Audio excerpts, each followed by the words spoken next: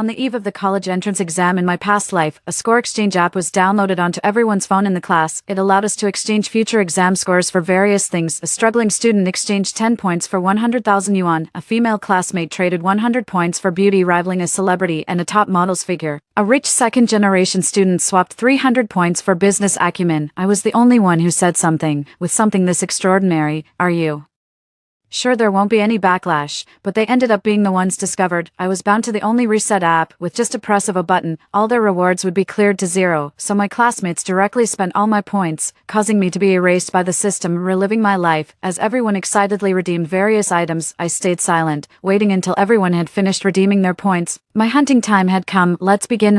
Only 7 days left until the college entrance exam. A cold notification tone suddenly echoed in my mind. I jolted awake at my desk and looked up. The atmosphere in the classroom was tense. Everyone was writing furiously, afraid of wasting what little review time remained. Just then, a ding-dong system alert sounded directly above the classroom. College entrance exam points exchange app, now bound. May I ask the host whether to enable redemption? Suddenly, everyone's phones in the class made a sound simultaneously. The class leader was the first to take out their phone, puzzled. Soon afterward, they exclaimed in surprise, "What is this? A redemption app? Who installed this software on my phone?" Other students also took out their phones one after another. Is this a check-in app developed by the school? Is this the legendary system? Have we been chosen by Lady Luck? Is the main quest starting now? I coldly watched the reactions of the classmates around me. I'm back. I was actually reborn to 7 days before the college entrance exam, right? When the exam exchange app was being installed, on the morning of this day in my past life, the exam points exchange app was automatically downloaded onto every phone in the class. This app couldn't be deleted or uninstalled. When opened, it would automatically display each student's profile information. Most crucially, future Gaokao scores will appear on it. Next to the score, there is a redemption button. 1 point equals 100,000 RMB, 20 points equals 2 million RMB. Anyone can use their future Gaokao scores to redeem money. If it were only about redeeming money, there would be nothing novel about it. This app can redeem anything that exists in the real world, too. In the previous life, some people successfully redeemed points for looks comparable to celebrities and bodies like models. Some redeemed business acumen, some redeemed the favor of their secret crush, others redeemed a reconciliation between their divorced parents. As long as you can afford the points, anything can be redeemed. This isn't just an app. It's practically a wishing tree. Everyone suddenly went wild, frantically using the redemption app to fulfill their wishes. Only I said one thing, with something this heaven-defying: aren't you afraid of backlash? Because besides the redemption app, I had one more app than they did. It was called Reset. As the name suggests, no matter what they redeemed in the app, as long as I pressed the button, everything would be reset to zero with one tap. It showed that I could cancel the rewards of any classmate with a score of 0, also claim their rewards. In response to my question, someone soon retorted dismissively, what backlash could there be? At worst, I'll lose a few points on the college entrance exam, but with my grades, even if I aced it, I'd only get into a mediocre second-tier university. Could I ever make that much money after graduation? Still, some clever ones picked up key information from my words. They insisted on looking at my phone. In the end, they found out I had one more app than they did, an app that could decide their life and death. Even though I never once thought about canceling anyone's rewards, but most of the classmates in the class turned hostile gazes toward me. Someone suggested confiscating my phone so I wouldn't have a chance to reset before the college entrance exam, but they soon realized that as long as I got a new phone, this software would be downloaded and installed on it. Coupled with someone deliberately stirring up their emotions, they ultimately decided to eliminate me, the dangerous element. After everyone divided up my points and reset my score to 0, the app declared me directly eliminated, but unexpectedly, everything was reshuffled. I returned to the day of binding the app. This time, I was the only werewolf in the room. 3. In the classroom, everyone huddled together, placing their phones on display. Classmate A said, "This app shows our future college entrance exam scores. I actually got 450, which is way higher than my previous mock test results." The class representative for mathematics pushed up his glasses and said, "It says here that points can be exchanged for anything. Who's willing to spend 1 point to test the waters and see if it's real?" The app says that college entrance exam points can only be exchanged before the exam. After the exam ends, they will become invalid. But if we exchange points, could there be side effects we don't know about? In my previous life, I refused to exchange points for Anything. I was the first to fall under suspicion this time. I planned to take the initiative, so, while no one was paying attention, I secretly dragged the reset app to a hidden corner and even set a password for it. Only then did I cautiously take out my phone. Let me give it a try. What if it's real? Pretending to operate my phone, I quickly redeemed 1 point for 100,000 RMB. Soon, an extra 100,000 appeared as balance in my WeChat wallet. Everyone's eyes immediately turned red with envy. It's real.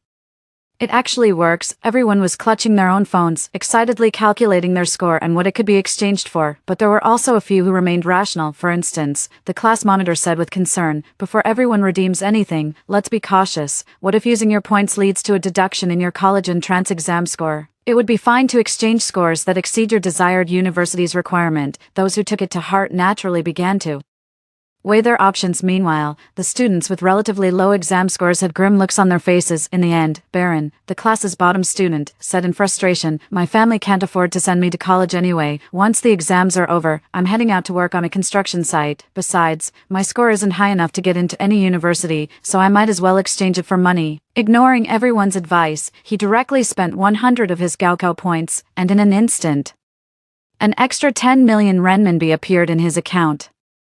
Overjoyed, he frantically shouted that he had become a 10 millionaire and that there was no point in going to college anymore. Then he opened a shopping app. He went on a spree, buying expensive gaming consoles, computers, and other high-end items. He realized that all the money could be used. Meanwhile, his app showed only 180 Gaokao points remaining. With his demonstration, everyone else felt reassured and eager to try it themselves. Just then, Cyrus, the math class representative who had remained silent all along, suddenly spoke up. "I just looked into it, and this is essentially a grandfather paradox. If spending our points reduces our future Gaokao scores, then how did we get such high scores in the first place? There's only one possibility. These scores won't actually affect our Gaokao results. This is a gift from fate, no side effects." Someone immediately chimed in agreement. "Yeah, this is a once-in-a-lifetime opportunity. Even if our Gaokao scores get deducted, we can just retake the exam next year. Besides, converting our points into money would make us millionaires. Who even needs college anymore?" Then the person who said this, clutching their phone, went back to their seat, already figuring out what to redeem. In the face of all this, I put away my phone without a word. Mockingly, I curled my lips and watched them celebrate. This is only the beginning. After most people redeem their excess points, their desires will grow without limit. Faced with the choice of going to college or getting rich overnight, many people will make a decision. When the first person spends all of their points, that's when they will discover another hidden rule of this app. Those with 0 points in their accounts will be erased by the system, and the rewards they redeemed will be divided among everyone else in the class. That was when the real bloodshed began. For just then, Cyrus walked up to me and said softly, "Sarah, what are you planning to redeem? With your score, you should have more than enough for the items up there, right?" I stared at him sharply. Cyrus, the math class representative, in the previous life, he was the first to discover my reset app. He was skilled at manipulating people, deliberately stirring up classmates to resent me in order to protect his own rewards. He has always been the top of the class, while I trail behind in second place. In front of this person, I absolutely cannot afford to show the slightest weakness. I pretended to hesitate and said, "I'd also like to exchange it for money. Although my family isn't as badly off as Baron's, we're not wealthy either, and on top of that, my score this time wasn't ideal." Cyrus thought for a moment, then tapped his slender fingers on my desk. "How many college entrance exam points do you still have left in your account?" The score in my account was exactly 650 points at that moment. Points were wealth. They had just gotten the app and had no idea how to truly play the game. Many people revealed their high points right from the start. That made them easy targets, and they ended up being prey later on. But I acted fast, and no one saw my score. I even voluntarily offered up 1 point to test the waters. In Cyrus's eyes, I was undoubtedly a reckless fool he could take advantage of. I shook my head. "Not much." But Cyrus lowered his head and said, "Actually, you could just exchange them all. I just figured out a loophole in this app. If everything is up for exchange, you could directly use your points to get into your dream school, Tsinghua or Peking University. As long as you have enough points, you should be able to redeem a spot." My eyes widened in shock. This was a little different from the previous life. In the past life, everyone was still being pretty cautious around this time. Only those who had no chance of getting into college were frantically redeeming prizes with their points. Most of the top students only dared to exchange for a small amount of money. The idea that spots at prestigious schools could be redeemed was a theory Cyrus only came up with 4 days before the college entrance exam, and now,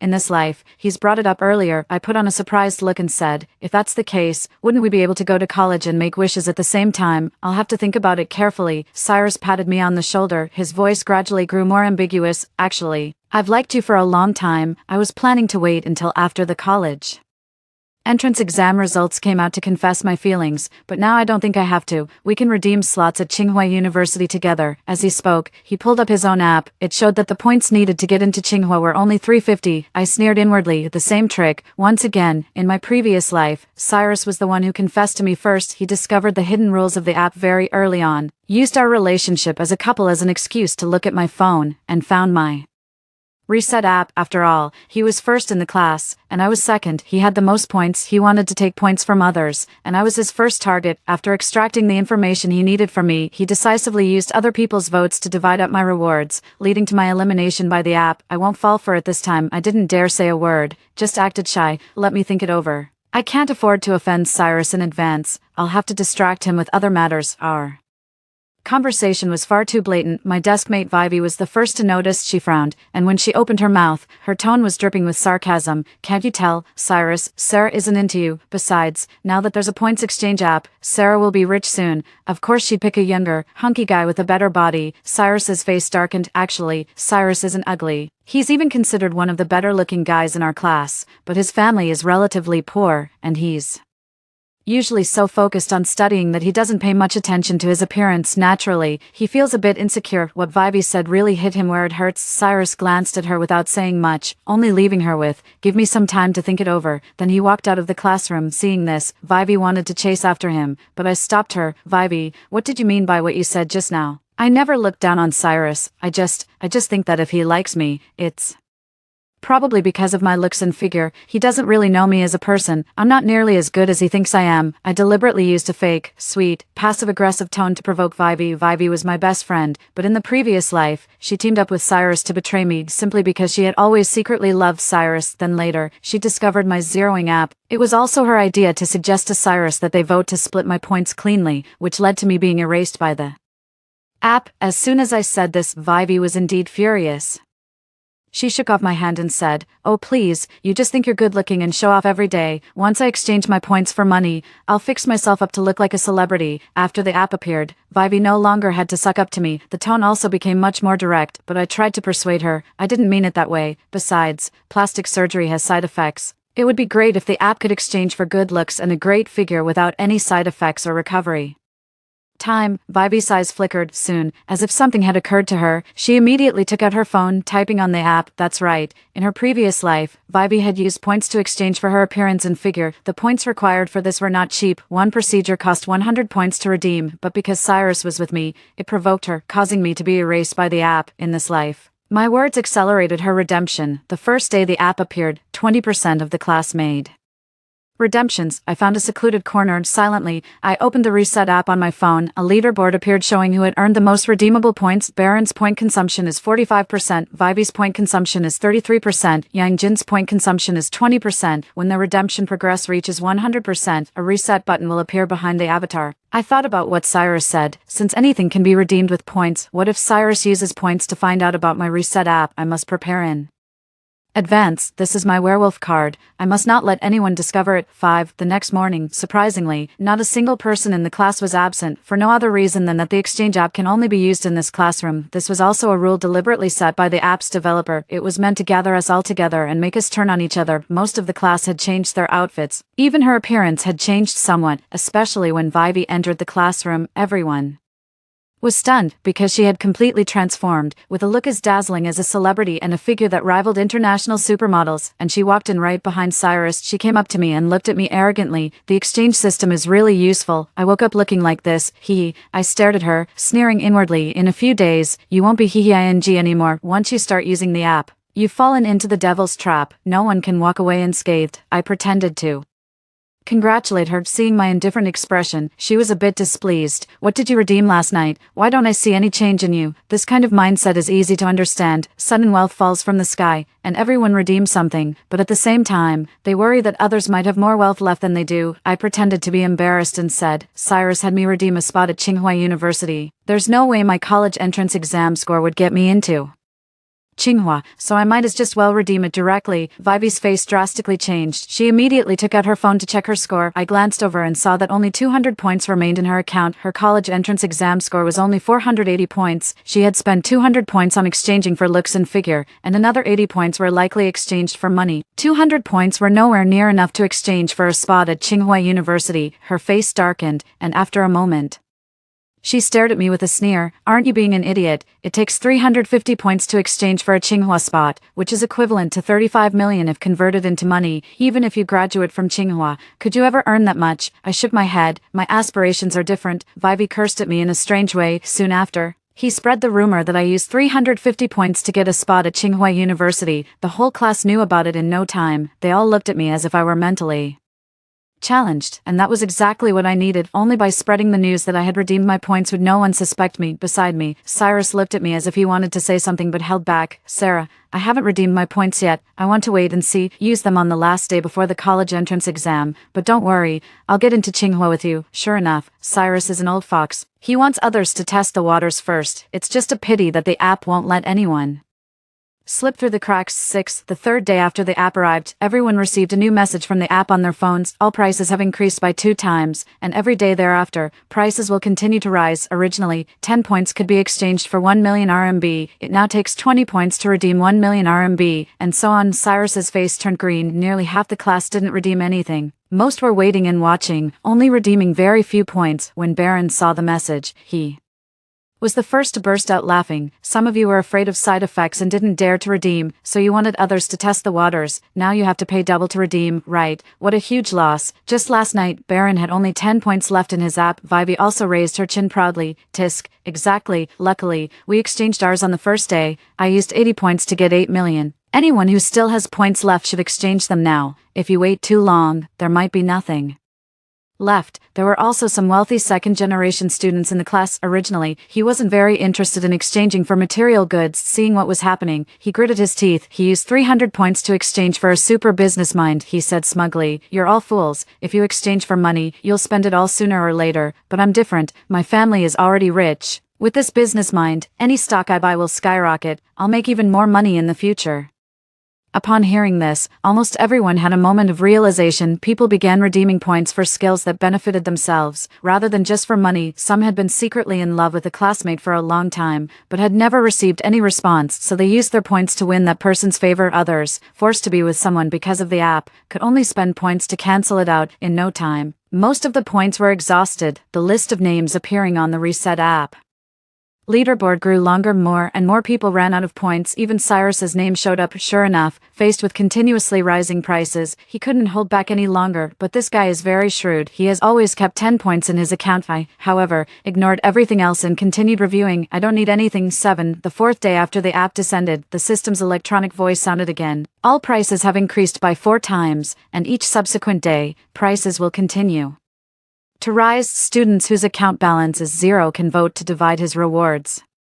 Please choose whether to divide them. At the same time, several names appeared on the app: Baron, Yangwei, Vivi, Zheng Chang, Sunny. Everyone was stunned, especially Baron and Vivi. After the price increase was announced yesterday, they converted all the points in their accounts into cash. Not just them. Out of the 28 students in the class, 14 had cleared their accounts. Baron slammed the table hard. What does this app mean? Other people can take a cut of the rewards we earned. On what grounds? Our scores aren't even high to begin with. If anyone's rewards should be split, it should be those with high scores. Although Baron wasn't particularly smart, he was strong and tough, making him the undisputed top dog in the class. To protect his own rewards, he first turned his attention to the classmates who usually performed well and had high scores. Seeing this, Vivi hesitated for less than a second. Then she immediately dashed toward Baron. Exactly, those of us who've used up all our points, isn't it because we can't get into a good university? That's why we spent them so freely. How many points do we even have? Bro, I'm on your side on this. There's no way I'm voting for you. And all the other classmates who had also used up their points were gravitating toward Baron. It was as if they vaguely wanted him to take the lead. As soon as the app's new rules came out, the once harmonious relationships among classmates were immediately split into 2 camps. One camp was made up of those who had used up their points. The other of those who still had points left in their accounts, Cyrus, the wealthy second-generation student, the class monitor, and other class officers were among those who still had points. Cyrus looked over at Baron and the others. Calm down, we haven't fully figured out the new rules of this app yet. Everyone spent their own points, and each of us has already redeemed a certain amount of money and what we wanted. There's no need to covet others' rewards. Baron's expression softened significantly upon hearing this. You're right, we've all come into unexpected fortune. The money the app exchanged for us is more than we could ever spend, so stop buying what others have. Let me make this clear up front. If anyone secretly votes to take my rewards, don't blame my fists for not recognizing you. Most people were afraid of Baron's fists and didn't dare to speak, of course. They were also afraid of getting themselves into trouble. Meanwhile, Cyrus and his group of classmates gathered together, secretly discussing something. Both sides remained wary of each other, but with this new rule in place, no one's account would be wiped clean again, especially Cyrus's. I stood quietly in the corner, watching the scene before me. In my previous life, it was on this very day that the rule for dividing rewards appeared. Everyone swore an oath that they would never vote to divide up each other's rewards, but I was different because I had the reset system. I became the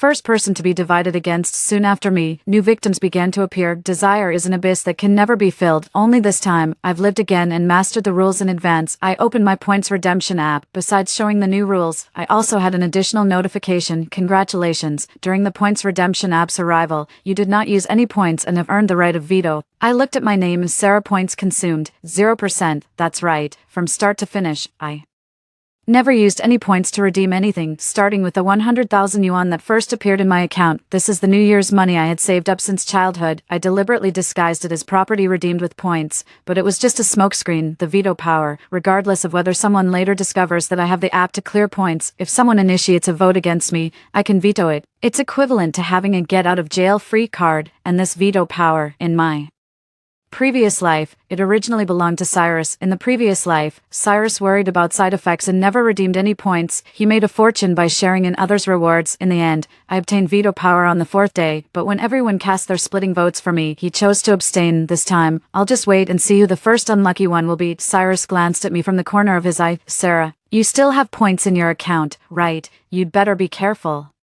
Now that Baron and his people have been wiped out, they'll probably come after those of us with high scores. I shrank my neck in fear, pretending to be scared. I still have a few points left. I'll be very careful. Whatever you say, I'll follow your lead. Self-study session in the evening ended. Cyrus sent a message to everyone in our high-score group. Vote for Baron. Vote him out first. After reading it, I curled my lips slightly. How hypocritical. Right in front of Baron, he said there was no need to take away others' rewards. Then he turned around and was the first to vote Baron out. In the previous life, Baron didn't get written off so early. He and Cyrus were in cahoots. One devises a cunning scheme, while the other coerces and threatens the other classmates. He never expected that in this life, Cyrus would come for him first. I don't plan to use my veto power, because this thing will be very useful to me later. However, the class monitor also received this voting message and looked quite hesitant. Why insist on taking a cut of others' rewards? Some people's rewards might be things you don't even need. I looked at him with narrowed eyes. If I remember correctly, among the 28 students in the class, he was the only one who, on the very first day, used his points to bring his divorced parents back together, a full 200 points. He chose it without even blinking. After that, he never used his remaining points to redeem any material goods. In my previous life, when everyone voted to carve me up, he was the one who secretly warned me to be careful of Cyrus by my side. He was the second person, after me, to be carved up for rewards. At first, no one thought much of his parents reconciling, so naturally, no one voted to carve him up, but he still had more than 300 points left in his account, which made others quite envious. Even as the deadline approached and redemption prices rose, his points could still be exchanged for a huge sum of money. Considering he means no harm, I now have veto power. At least I don't have to keep pretending anymore. I couldn't help but quietly remind him, if you speak up for Baron right now, you'll be the next one they tear apart. The class monitor's face instantly turned pale. He gave a bitter smile. If they really need it, I'll just give them everything. I shook my head. This guy still thinks too well of people. 8. The points exchange app arrives on day 5. Baron received 15 votes out of a total of 28, more than half of the classmates believed he should have his rewards split among them.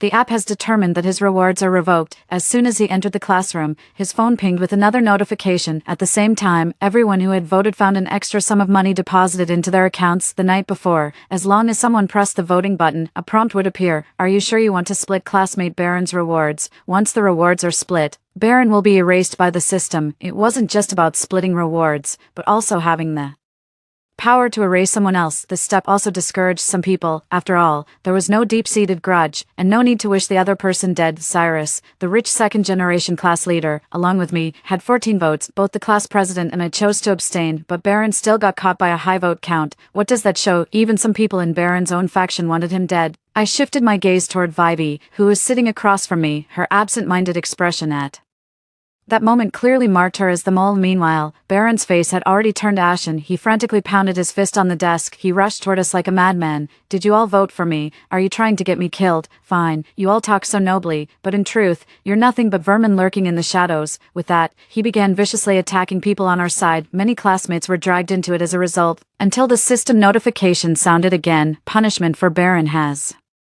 been sent. In an instant, Baron froze as if someone had pressed his pressure points. Remaining motionless for several seconds, his gaze instantly became vacant, and he blankly returned to his desk, like a marionette. He opened his book and mechanically read the text. I knew that at this moment, Baron was no longer himself. He could think, eat, and sleep, but his soul had been stripped away by the app. That was exactly how I was in my past life. The incident where Baron's rewards were divided up, served as a wake-up call for everyone. Those whose rewards are split end up as mindless shells like Baron, but there are still many names on the app whose accounts show 0. Baron was voted out first simply because he often bullied his classmates and coerced others with violence. But who will be the second? Staring at the extra money in the account, who can resist the temptation? Soon Vivi stepped forward and looked at us coldly. I know it was you high scorers who voted for Baron. You keep saying you won't split our rewards, but really you want to pick us off one by one, don't you? Fine, then we'll just burn it all down, let everyone's account be zeroed. Soon Baron's people began their move. They targeted students who were alone, they cornered them and forced them to use up all the points in the app. Only when everyone's points are 0 can the game become fair, because then anyone could be voted to have their points divided up. This really is the best solution at the moment. The two sides originally had about the same number of people, but most of Baron's faction were poor students who often got into fights and caused trouble. They targeted students who were thin and usually not very active. They forcibly zeroed out the other students' points. Soon, the people on Cyrus, the rich second-generation side, began to dwindle. The list on my Clear to Zero app kept growing. With just a flick of my finger, they would be completely wiped out. Vivi snuck out of the classroom. Soon after, Cyrus also walked out. I silently watched all of this unfold, and the class monitor's expression was also very grim. After class, he stealthily approached me. Can't we stop this from happening? People are going to die. Are they willing to casually erase others' lives just for money? They know, but things have already gotten to this point, and they're blinded by bloodshed. Do you really think they still care about other people's lives? As I said this, I suddenly looked at him. Want to see a good show?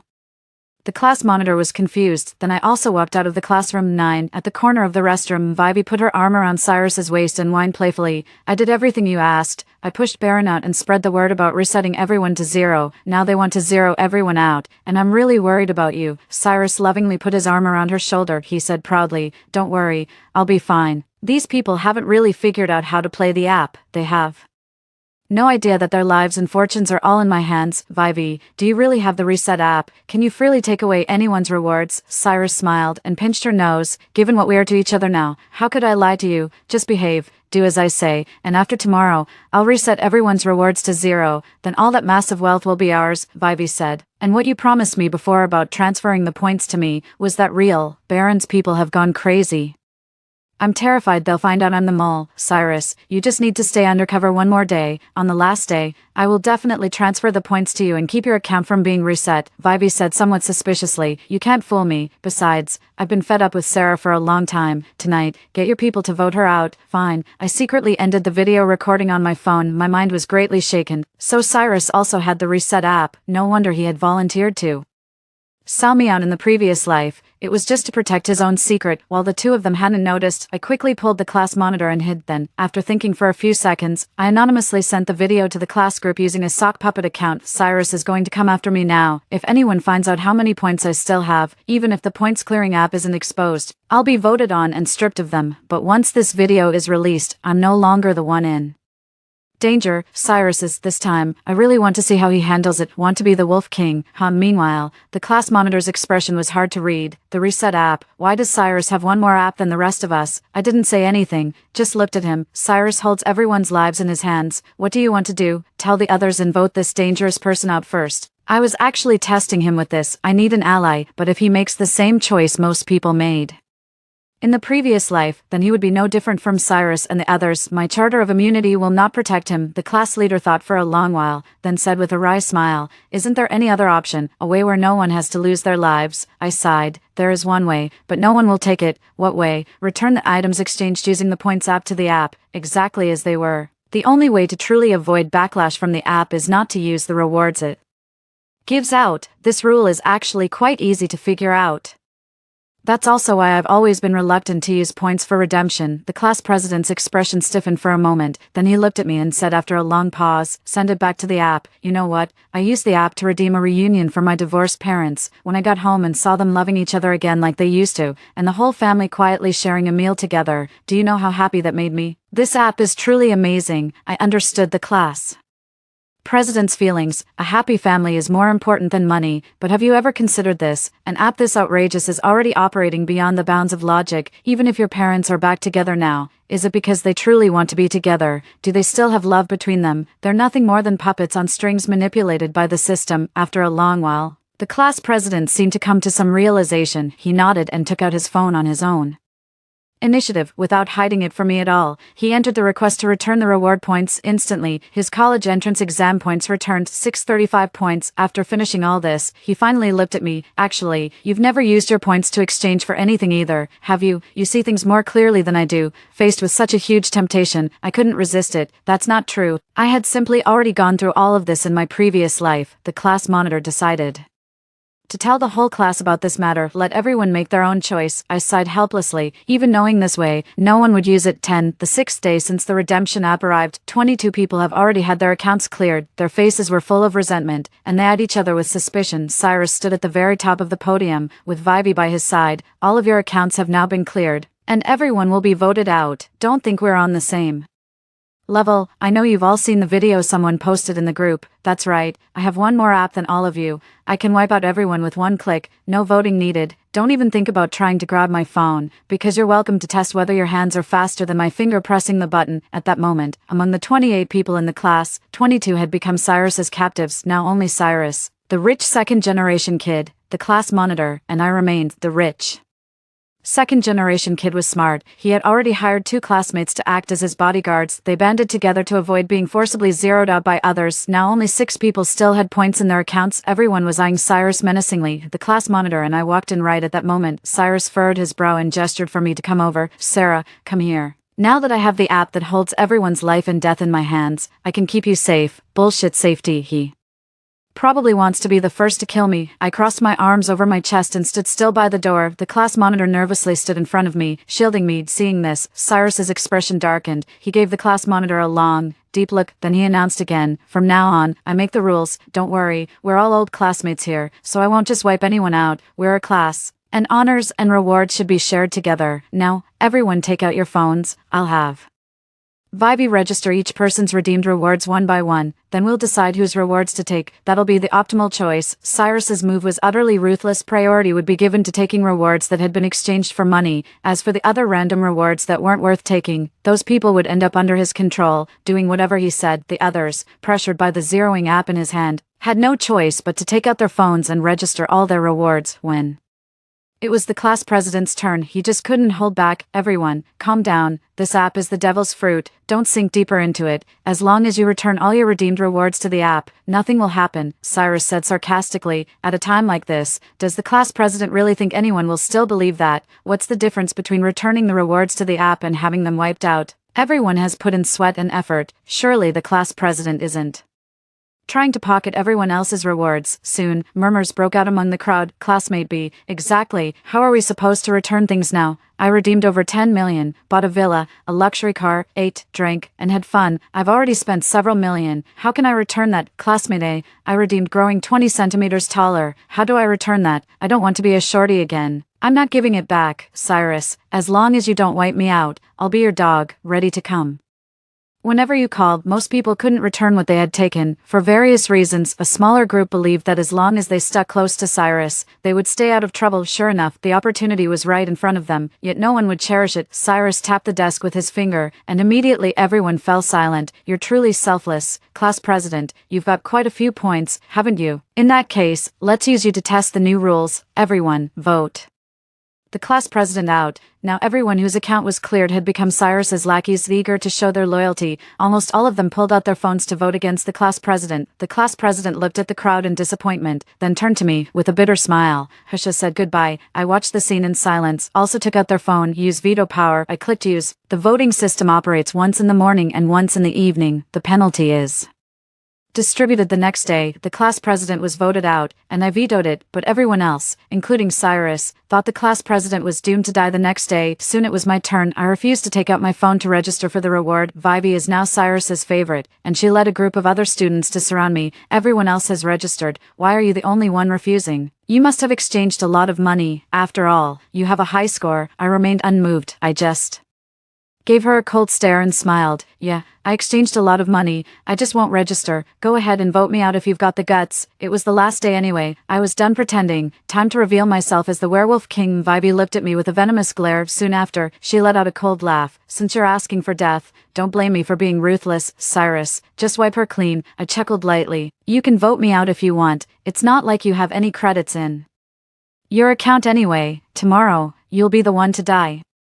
Vivi's eyes flickered as she gritted her teeth. Cyrus won't vote me out. Cyrus also turned to look at me, his voice softening as he tried to persuade me. Sarah, don't break my rules. What I told you before still stands. As long as you agree to be with me, I'll make sure you're safe. Besides, didn't you redeem a spot at Tsinghua University? That reward isn't easy to split, so even if you're exposed, you'll still be safe. Cyrus spoke with conviction, but I just smiled. Who told you I redeemed a spot at Tsinghua? Sorry, but I still believe I should get into college on my own merits. Cyrus's expression darkened, probably because he had grown used to being the center of attention. He could no longer accept anyone defying him. He sighed. You're putting me in a difficult position. If I favor you alone, others will talk. For the good of the group, I'll have to vote you out. I nodded. You really look like an emperor now, holding the power of life and death over everyone. At that moment, everyone was jolted awake. The rich second-generation heir's eyes darted away as he secretly pulled out his phone. I turned on my phone under the table. A message had been sent just a minute ago. Once Cyrus's points are cleared to 0, he won't be any different from the rest. The plot to seize power was about to unfold. 11. The 7th day since the exchange app arrived. A dozen more dazed classmates have appeared in the class. To prevent anyone from forming factions in secret, vote for him yesterday.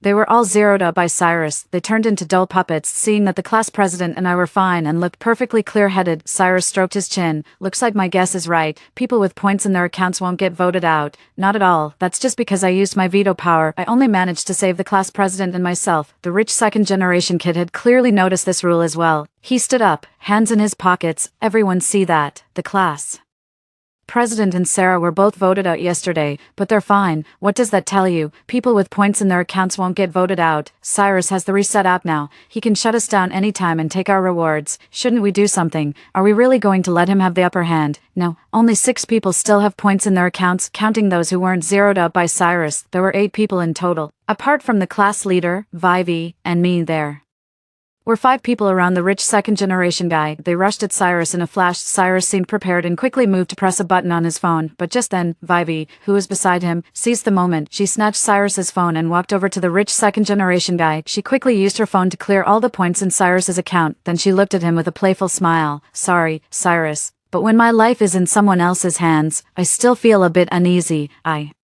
was utterly amazed. In just a few days, Vivi had betrayed 2 people. She's a born spy. Cyrus probably never expected Vivi to betray him. You actually betrayed me. You're asking for trouble. Vivi shook her head. Cyrus, feelings are fake, but money is real. My heart was set on you, yet you kept thinking about that little tramp Sarah, betraying my true feelings. You can't blame me for turning on you. With that, she turned to look at the rich second-generation heir. Now Cyrus has no points left.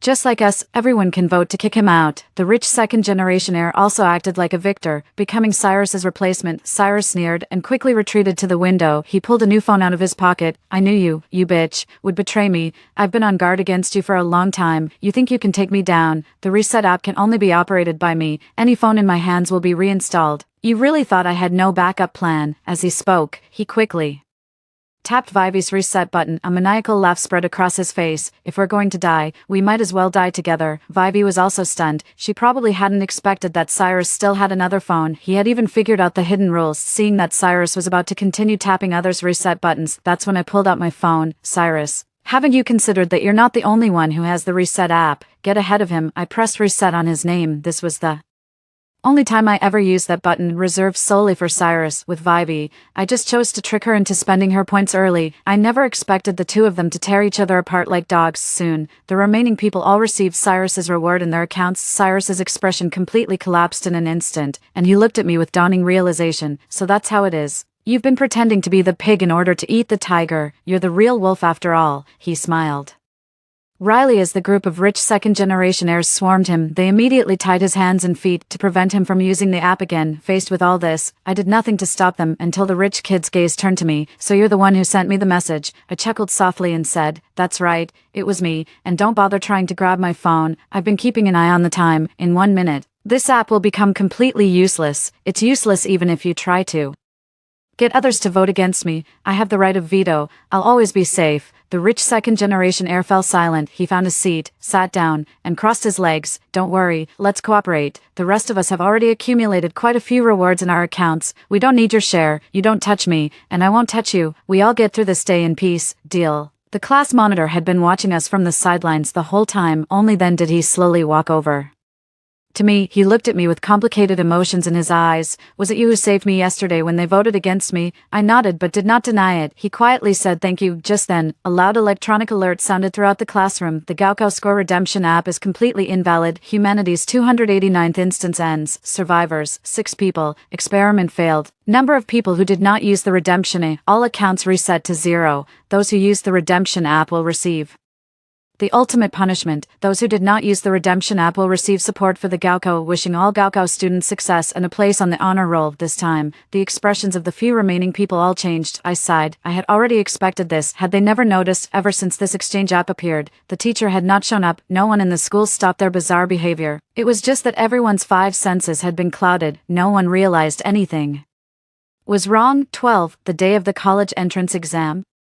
Everyone returned to normal and regained consciousness. Many people attacked those who had voted for them with hatred. Some still took the college entrance exam as usual. However, after going through all this, some were mentally unstable and performed poorly. Some had their minds go blank and couldn't remember any of the material. Others had already gone mad, insisting they were millionaires. Why bother with college? Especially Cyrus, who suddenly went berserk and hurt someone during the exam, and was eventually taken away by the police. Vivi, on the other hand, simply skipped the college entrance exam and went into hiding. I don't know what the ultimate punishment was for the rich kid and the others, but in that year's exam, out of 28 students in the class, 26 failed. Only the class monitor and I were full of energy, with ideas flowing like a spring, and took the exam in our best form. Finally, the exam results came out. Both he and I were very surprised. The scores were higher than what had been shown on the app before. Both of us got into our dream universities. Is this the reward the app gives? This is enough. The future truly has no shortcuts. You can only move forward step by step. Only then can you head toward a better future. The day before heading off to university, the class monitor asked me to meet up. He was overjoyed. What he said about his classmates caused social news reports. It is said that this is because the exam candidates are under too much pressure. His parents have been worried about his mental state, so they have stayed with him for the past 2 months. Previously, it was precisely because they couldn't agree on how to educate him that they ended up divorcing. Now their relationship has improved, and they have decided to remarry. It turns out that without the help of an app, he could still fulfill his wish of bringing the family together. I smiled. Perhaps this is the app's reward for you, after all. I also received an admission letter from Tsinghua University.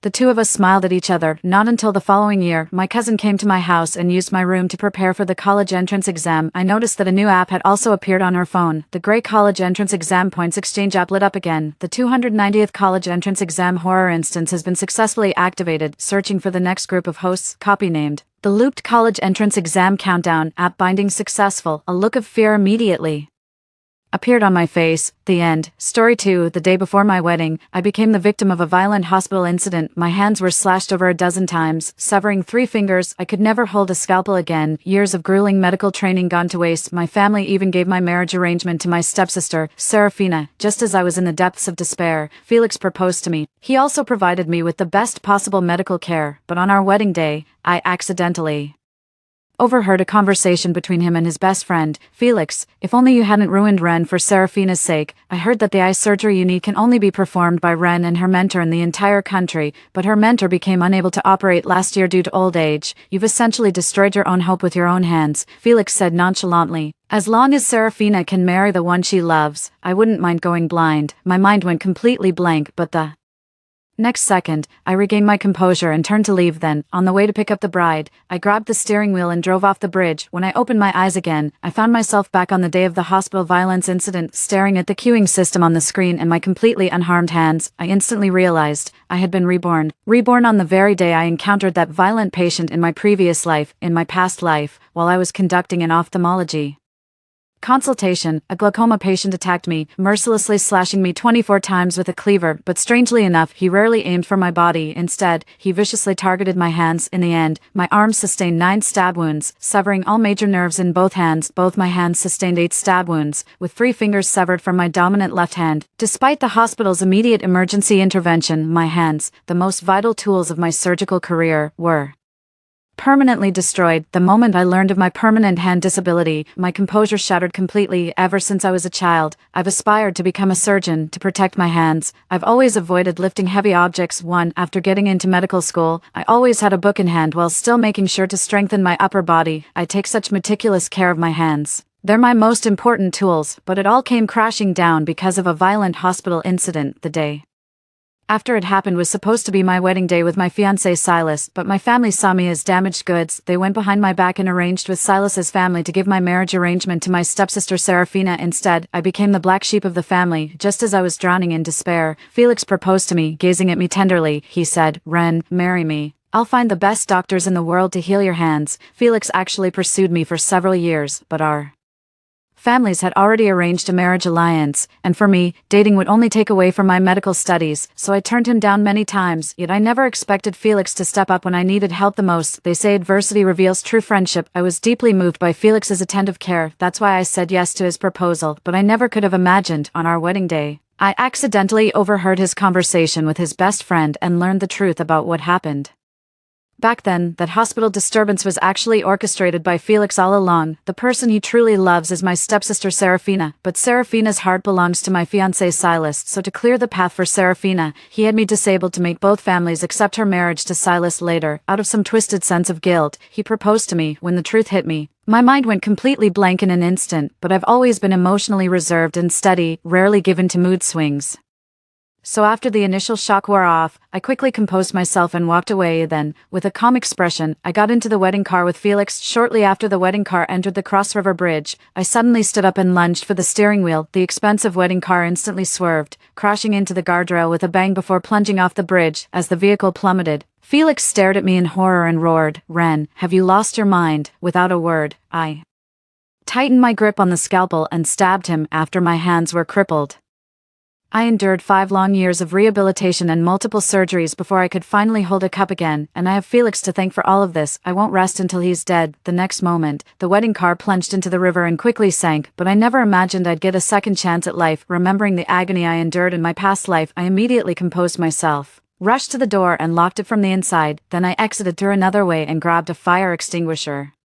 Near the fire hydrant, Felix is dead set on destroying my worth to make way for Serafina. Even if I manage to avoid it for now, I'm afraid something even more malicious might happen after work. Hiding won't solve anything. Back in the consultation room, I took a deep breath, then I unlocked the door and started calling patients. A mother and son walked in. In my previous life, the assailant who attacked me burst in while I was examining them. The child's mother was also stabbed 3 times while trying to protect me. After they entered, I reminded her, "Lock the door properly." Hearing my words, the woman paused for a moment before quickly complying. She had just locked the door behind her. The next moment, someone was turning the doorknob from the outside. I smirked inwardly, then proceeded to carefully examine the little boy's eyes. After filling out the surgery form for the boy, I flexed my wrist. I clicked the mouse to call the next number while grabbing the fire extinguisher with my left hand. Truth is, I have strong upper body strength and great stamina. Otherwise, I wouldn't be able to handle the intense workload of performing dozens of eye surgeries every day. The reason they succeeded in my previous life was because I was completely focused on examining the little boy's eyes. By the time I realized something was wrong,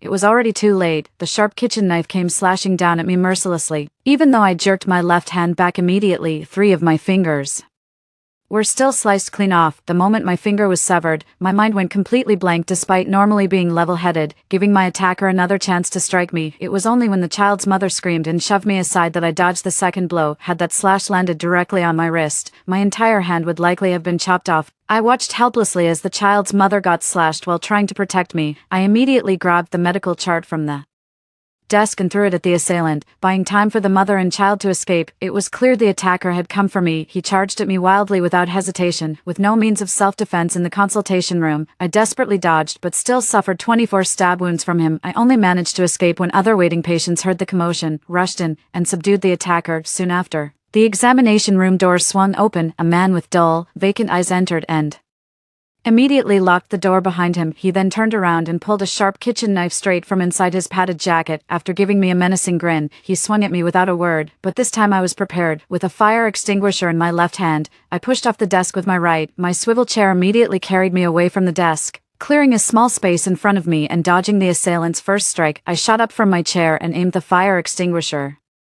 nozzle at him, pressing down hard on the lever. Instantly, a thick cloud of white powder erupted, completely engulfing his head and face. Enraged, he started wildly swinging the kitchen knife, shouting, "You bitch, I'll kill you." While his vision was still obscured, I swung the fire extinguisher and smashed it down on his head. "This time, you're the one who's going to die." With a dull thud, the cleaver in his hand clattered to the ground. At the same time, his body went limp and collapsed. I took a few deep breaths at that moment. He immediately flung open the exam room door and dashed out in a panic. "There's a violent patient. Call security." Hearing my warning, the patients in the waiting area instantly grew tense. Some rushed to alert security while others quickly formed a protective circle around me. "Dr. Ren, are you hurt? Quick, protect Dr. Ren." Hearing this, my heart warmed. In my past life, they were the ones who rushed to protect me, disregarding the danger before security could even arrive. Before long, the security guards rushed over. Seeing that I had already knocked the perpetrator down, the security guard quickly moved in to restrain his hands, but then they realized the perpetrator seemed to have no pulse. For a moment, the security guard couldn't help but look at me. "Dr. Ren,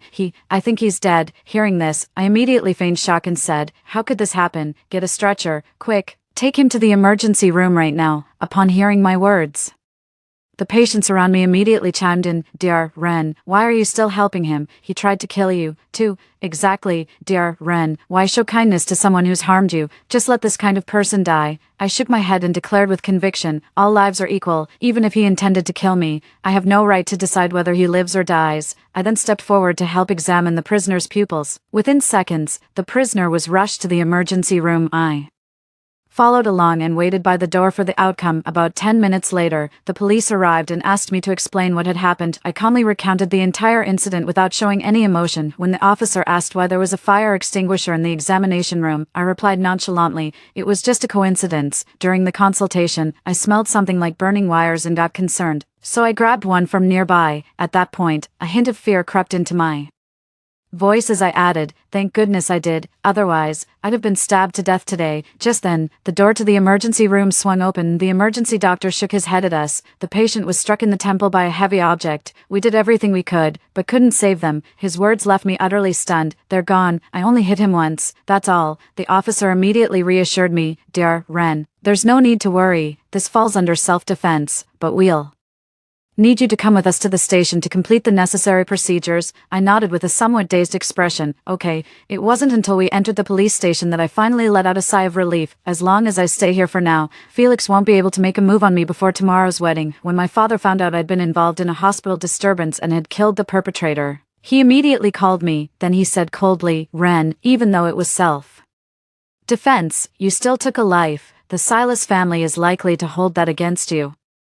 In my opinion, you should let Serafina take your place in this marriage arrangement. After all, for this alliance between our families, it doesn't matter which of you marries into their house. You don't need to come tomorrow. Let Serafina marry into Silas' family in your place." Hearing my father's words, I lowered my gaze slightly. Then I said, "If Silas is willing, have it your way." Although Silas and I grew up together, but the truth is, I don't have any romantic feelings for him. We married because our families arranged the marriage when we were children. Even without love, there's still some affection between us. Though Silas has always admired strong, capable people since childhood, he'd follow me around watching me practice suturing and dissection. The more formidable I became, the more he idolized me. That's also why he abandoned me without hesitation to marry Serafina after my hands were crippled. And Felix had my hands destroyed precisely because he knew this. After hanging up, I calmly put away my phone with an unreadable expression, but before long, Silas called. "Ren, I refuse to go along with this arranged marriage swap. It's you I love, and I won't marry Serafina." Hearing this, I replied coldly, "Silas, if my hands were permanently injured today and I could never perform surgery again, would you still choose me?" Silas paused on the other end of the line, then quickly added,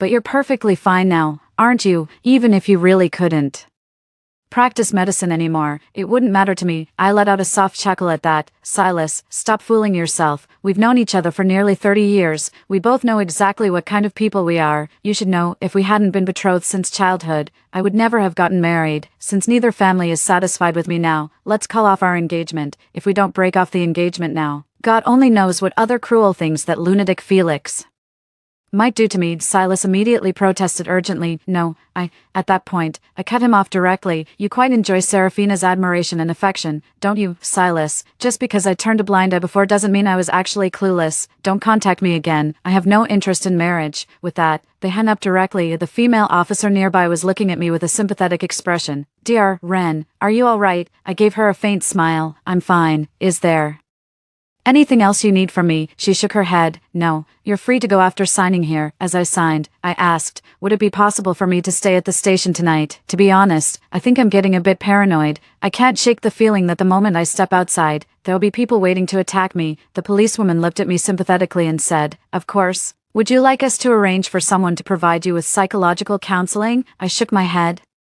No, thank you. I'll just sit here for the night. The policewoman nodded and kindly brought me a cup of hot water. I thanked her, took a sip of the hot water, and then started calling Felix. My family married me off in a swap, so in a fit of anger I found a man with better prospects than Silas. Perfectly reasonable, don't you think? Didn't Felix say he'd be willing to go blind if it meant Serafina's happiness? Then marrying me should be exactly what he wants, right? The call connected almost immediately. As soon as the call connected, Felix asked with urgent concern in his voice, Wren, I heard you had a run-in with a violent patient. Are you hurt? I tightened my grip on the warm mug and replied flatly, I'm fine, but I accidentally killed the attacker. My family is ashamed of me, so they've given my marriage arrangement to Serafina instead. Felix seemed to let out a sigh of relief, then he added, and Silas actually agreed to that. If that's the case, you're better off not marrying a man like that. I nodded in agreement. You're right, but I just can't swallow this insult. Felix, let's get married. After my words hung in the air, Felix remained silent for a long moment before exclaiming, Wren, are you serious? You'll marry me?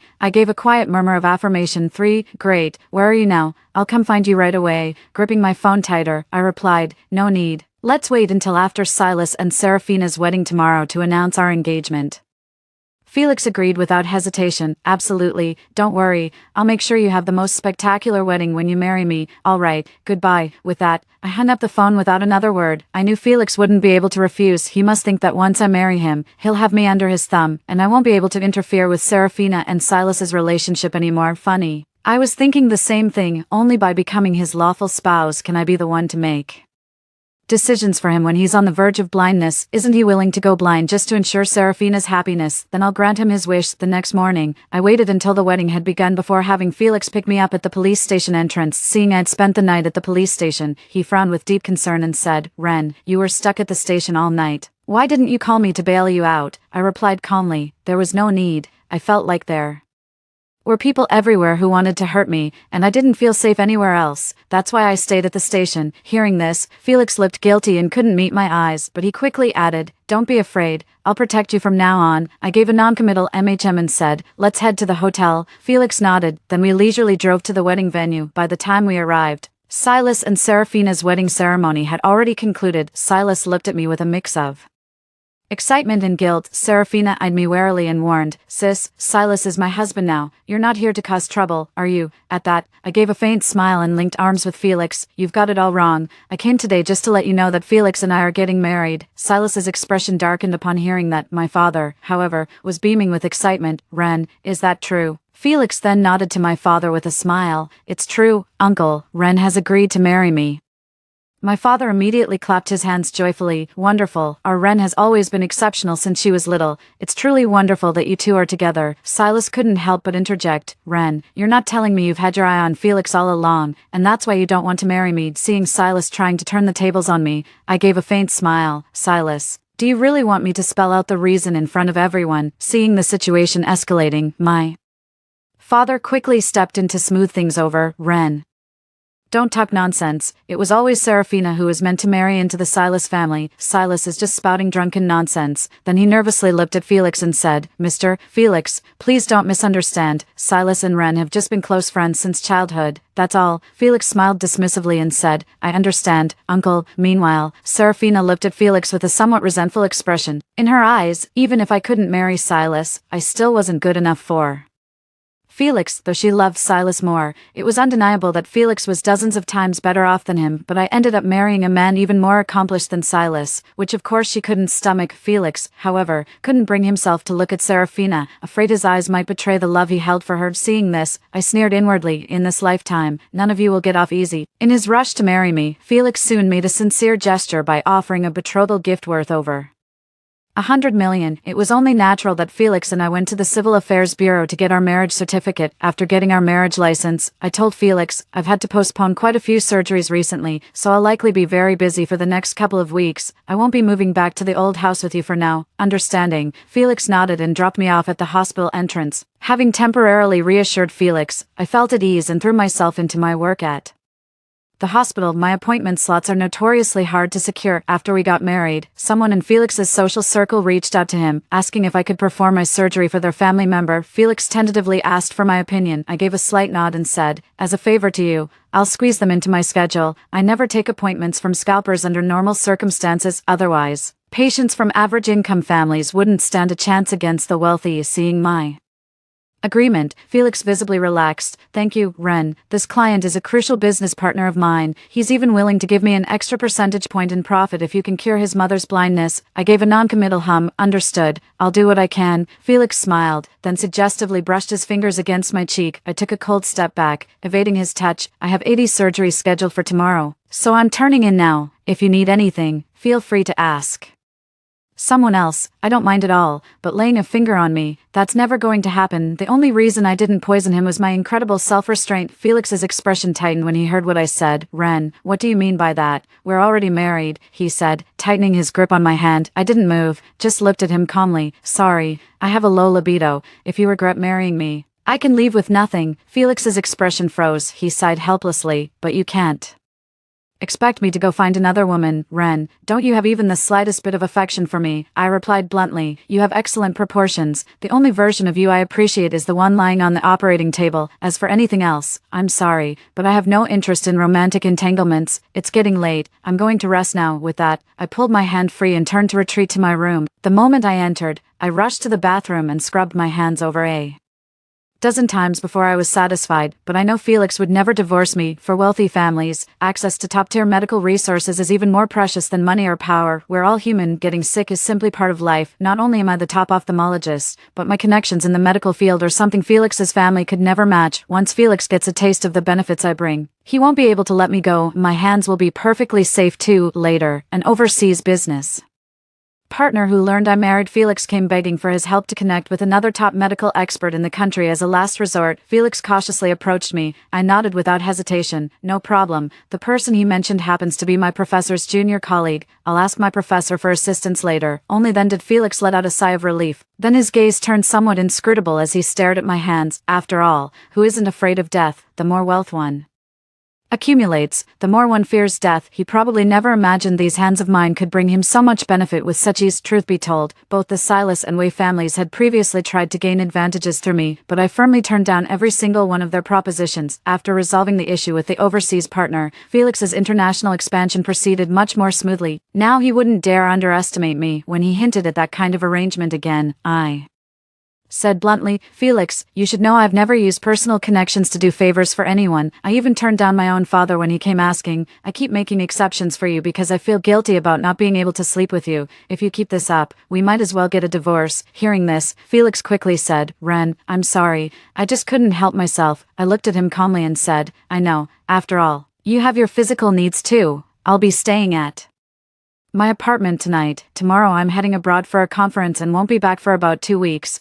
Felix gave an awkward nod. He then rubbed his eyes with some discomfort. Lately, he'd been rubbing his eyes more frequently, but he just chalked it up to long hours in front of screens and didn't think much of it. A cold sneer formed in my heart at the sight. Felix, your reckoning is coming soon. In my past life, Felix's vision started failing the year after my accident. The moment his Eyesight deteriorated. He immediately sought out my mentor, but the professor was already getting on in years, and his hands weren't as steady with the scalpel as they used to be, so he told Felix honestly, "You have uveitis, you could lose your sight at any moment. A few years ago, I could have cured you with confidence, but my surgical performance has become increasingly unstable over the last 2 years. I'm nearly incapable of performing such delicate procedures anymore if I operate on you.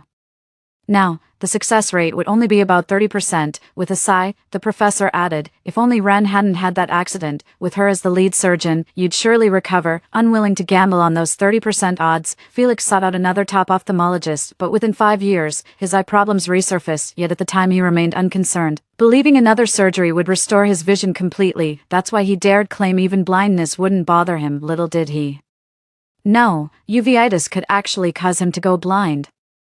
I was just waiting for the day he'd lose his sight. After I married Felix, it wasn't like Silas never tried to reach out to me, but I was simply too busy. As my mentor advanced in years, he had to entrust me, his prized protege, with procedures that were once exclusively his domain. We've become the only 2 surgeons in the country who can perform certain niche ophthalmic surgeries. When my mentor reaches his limits, the baton naturally passes to me. Consequently, my schedule has grown increasingly demanding. I was swamped with work and had no time to deal with Silas and his crew. Every time Silas came to see me, I was either in consultation or surgery. Eventually, he just stopped coming. Serafina, on the other hand, waited for hours just to catch me after surgery, all to warn me to stay away from Silas. Seeing Serafina's arrogant attitude, I retorted coldly, Silas is your husband now. Instead of warning me, you should keep a better eye on your own man. I'm too busy for these childish games about love. With that, I blocked and deleted Silas' contact right in front of Serafina before heading to the ward for rounds. My days are packed with patient rounds, surgeries, consultations, research papers, and mentoring interns, leaving me with barely 4 hours of sleep. Medicine will always be my priority, not some romantic fantasy. Serafina was left speechless with rage when she saw I'd even deleted Silas's contact information. She stomped her foot in frustration before storming off.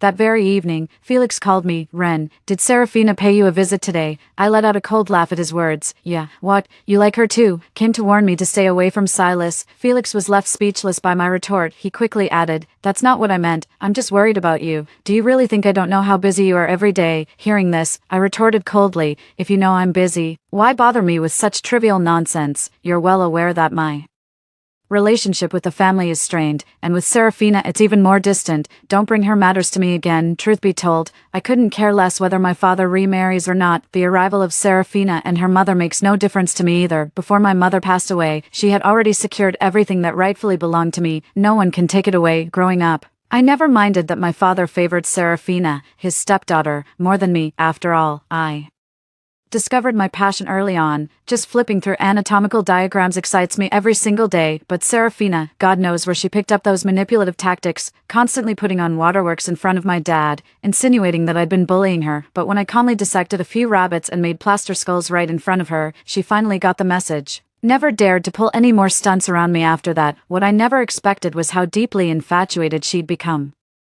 with Silas. She even went so far as to push Felix into taking drastic measures against me, all just to secure her chance to marry him. If they're all going to play dirty, don't blame me for not holding back either. Felix's eyes got inflamed after he returned from his business trip abroad. Noticing this, I remarked casually, what's wrong with your eyes? They look pretty bad. Felix deftly pulled eye drops from his pocket and administered them. It's nothing, he said. The doctor said it's just a bit inflamed. These drops will clear it up. Besides, if anything really happens, isn't that what we have you for? The ophthalmology expert. Hearing this, I nodded without reminding him to get a thorough checkup. As an ophthalmologist, I knew all too well how rapidly this condition could progress. He could wake up blind any day now, so I said calmly, good to hear, I should get to work now. With that, he turned and walked away. Perhaps he felt emboldened with me around this time. Felix didn't prioritize his eye health as much as he had in his previous life. As a result, 2 months later, he suddenly lost his vision during a meeting. When his vision suddenly went dark, Felix froze for a moment. He then demanded in a low voice, who turned off the lights? Get them back on now. His words were met with dead silence. After a pause, his secretary cautiously asked, Mr. Felix, the lights are still on. Are you feeling all right? Felix froze in his tracks. He shot up from his chair moments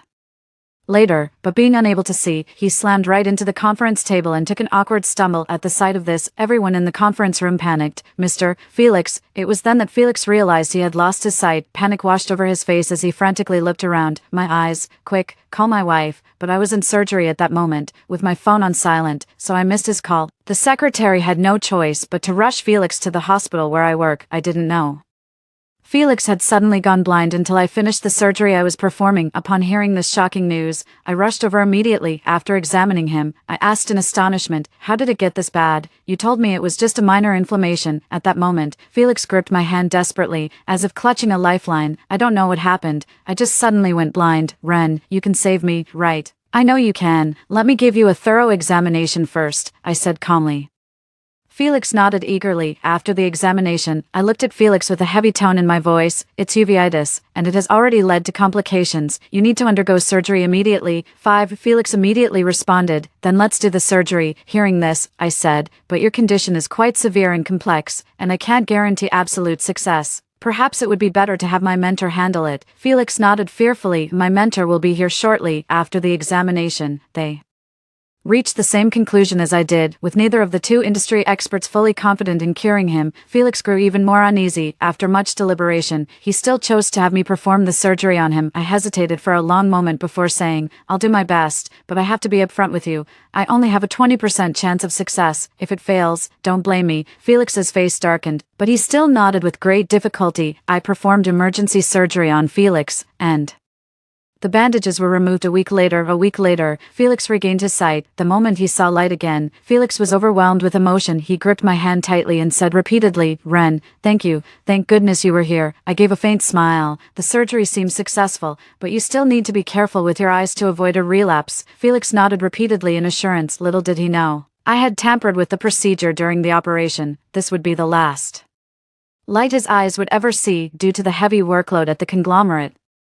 Felix returned to the office just days after his surgery. After prolonged exposure to meeting projectors and computer screen glare, Felix's vision failed again. He was rushed back to the hospital for examination, but this time, I had to deliver the final verdict. "Didn't I tell you to rest properly? Now with synechia and severe localized inflammation, there's nothing more I can do." Felix felt as if the sky had come crashing down. In a voice trembling with terror, he begged me, "No, Ren, you must have another way, right? Please, I'm begging you, save me. I don't want to go blind." Hearing this, I let out a sigh. "I'm sorry, I can save you once, but I can't save you a second time. I warned you about the precautions long ago, but you completely ignored what I said. Neither my supervisor nor I can do anything about this situation. Well, you dug your own grave. Don't blame my lack of skill." Upon hearing this, Felix let out a pained howl. "No, how could this happen? I wish I could go blind." Hearing Felix's sobs, a faint sense of satisfaction rose within me, starting to regret it now. "Weren't you the one who said it wouldn't matter even if you went blind? Now that it's actually happened, why are you crying so pitifully?" Since Felix lost his sight and can no longer handle corporate affairs, the secretary had no choice but to come to me. "Felix knows I have no interest in business, so he confidently signed over the authority to me, trusting me to oversee the company for him, but he didn't know that I had no interest in business. However, I was very interested in bringing down the Silas and Wei families. 6. So after gaining management control, I immediately hinted to my subordinates to target both families. As for Felix, I sent him to a resort under the guise of recuperation and took control of his phone. Over half a year later, both families went bankrupt. Serafina tried to reach out to Felix for help, but couldn't even locate him. Silas even came begging to me, hoping I'd ask Felix to save the Silas family or use my connections to bail them out. I turned it down. "Of course, sorry, but I'm just a surgeon. I have no say in Felix's matters. You'd better find someone else. I won't let them die, because sometimes, death can be a release. I want them to lose what they value most, just like I did in my past life. Don't they love money and power? Well, I'll make sure they end up with nothing, utterly destitute." A year later, I had a firm grip on the Felix family conglomerate. I may not know business, but plenty of others do. Just then, Serafina finally found Felix and returned with him. Spotting me, Serafina sneered triumphantly, "Ren, you don't call the shots in the Felix household. Brother Felix has already promised to inject funds into the Silas family." Felix turned to me with a grim expression. "Ren, how could you keep something as serious as the Silas family's troubles from me?" 7. Hearing this, I said coolly, "What does the trouble with Silas family have to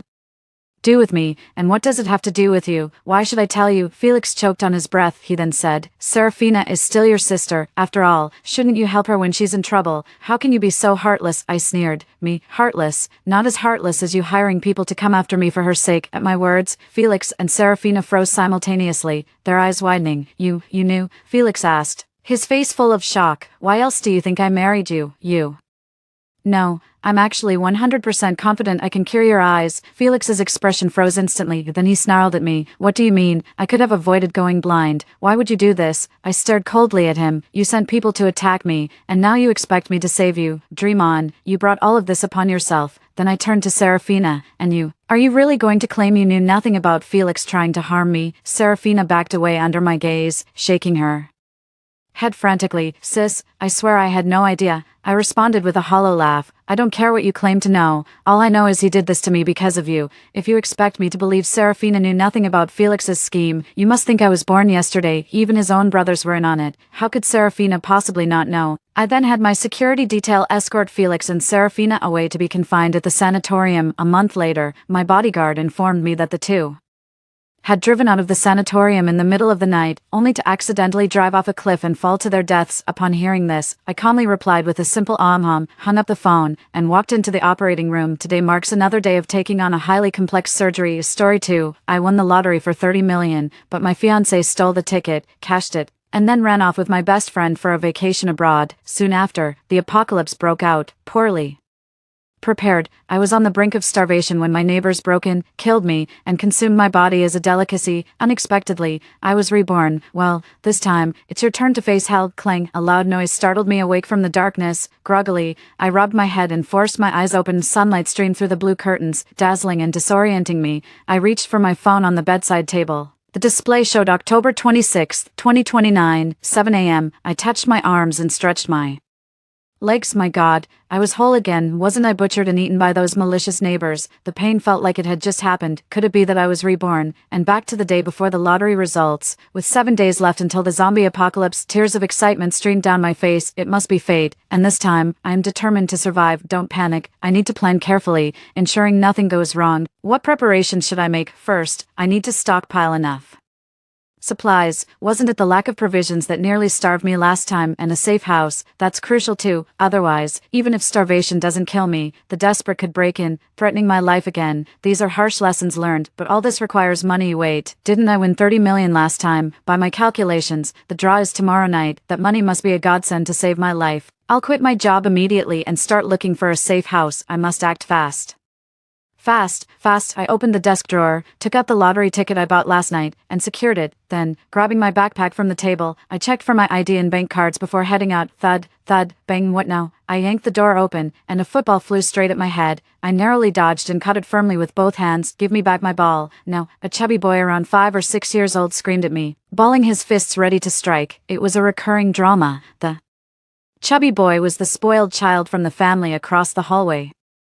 Pampered through 3 generations, he was the notorious bully of our building, often engaging in petty thefts and harmful pranks, with his parents invariably defending him. Everyone in the building steered clear of them. In my previous life, lacking supplies and seeing their precious grandson growing thin from hunger, his cunning and ruthless grandfather teamed up with his son to break into my home to steal supplies and kill me. Those earlier noises must have been him hitting my security door with his ball. This building, an old-style apartment with 1 elevator serving 4 units per floor across 18 floors, varied in size, with some units rented and others owner-occupied. I was a tenant, renting a small 1-bedroom apartment on the 8th floor. Besides me, the other neighbors owned their homes. The chubby boy's family of 5, spanning 3 generations, lived in a 3-bedroom apartment directly across from mine. They always acted superior, despising me as a mere tenant, ready to bully me at any opportunity. They even deliberately left their garbage at my doorstep, sometimes blocking my door. If not for the agent convincing me to pay a year's rent up front and the penalties for breaking the lease, I would have moved out long ago.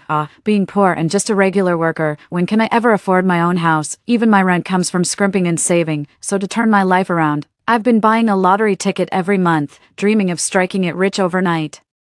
And it's finally paid off after 2 years. If all goes well, I'll win 30 million tomorrow, even after taxes. That's over 20 million. Just thinking about it excites me, and my days of poverty will soon be over. Seeing the chubby little boy's fist coming my way, I really felt like slapping him, hesitating. The noise seemed to have caught someone's attention, and the door across opened. The boy's grandfather came out, his swollen, aged eyes glaring fiercely at me. I decided to hold back. I handed the football back to the chubby boy, dodging his fist, catching the ball. The boy didn't even thank me but spat at me instead, then lifted his chubby leg to kick me. Avoiding the old man's glare, I sidestepped and quickly walked past the boy, hurrying down the stairs with their curses following behind me. I couldn't afford to confront them, lacking the strength for now. I needed to focus on preparing. Descending to the basement garage of the complex, which, despite its age, was quite large, with 18 buildings and an underground parking lot with decent facilities. Fortunately, I had just bought a cheap second-hand van last month, planning to stock up on small items from the wholesale market and sell them at the night market after work. Having a vehicle made things more convenient, and now it was proving useful. My name is Cecilia.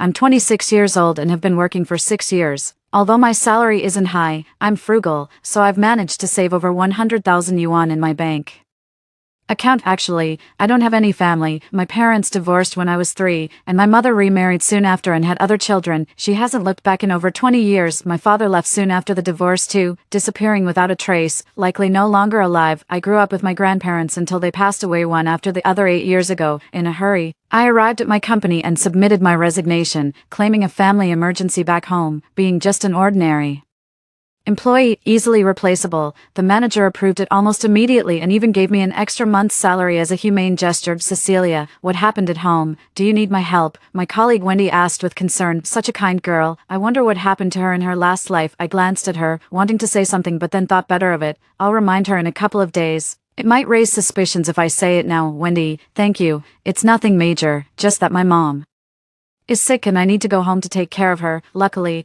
I never talk about my personal life, so lying came naturally today. I packed up my personal items from my desk and drove away from the company. All the way, I pondered over the safe house. A rental was out of the question, too small and insecure with nasty neighbors around. Going back to my old home, even worse. The house must have collapsed from years of neglect. Only buying a property, a large one, possibly a villa, would do, but where would I find a suitable property? A sudden spark of inspiration struck my mind. Why not use the internet? I quickly grabbed my phone and opened a real estate app. There were plenty of villas available, but most were under construction and wouldn't be ready in time. There were some existing homes, but only a few, and they were mainly in busy urban areas, which didn't seem safe. It would be better to find a place in the suburbs or the countryside. It didn't have to be a villa. A detached house would do, or somewhere with less foot traffic. Oh, that's right, an idea sparked again. Last month, during a team building event at my company, Wendy and I were hiking and passed by a secluded cottage in the mountains where we stopped to ask for water. The yard was large, the house was spacious, and it was built against the mountain with very high walls. At the time, I wondered why someone would build such a nice house deep in the woods. No, it seemed like the perfect safe house. Coincidentally, the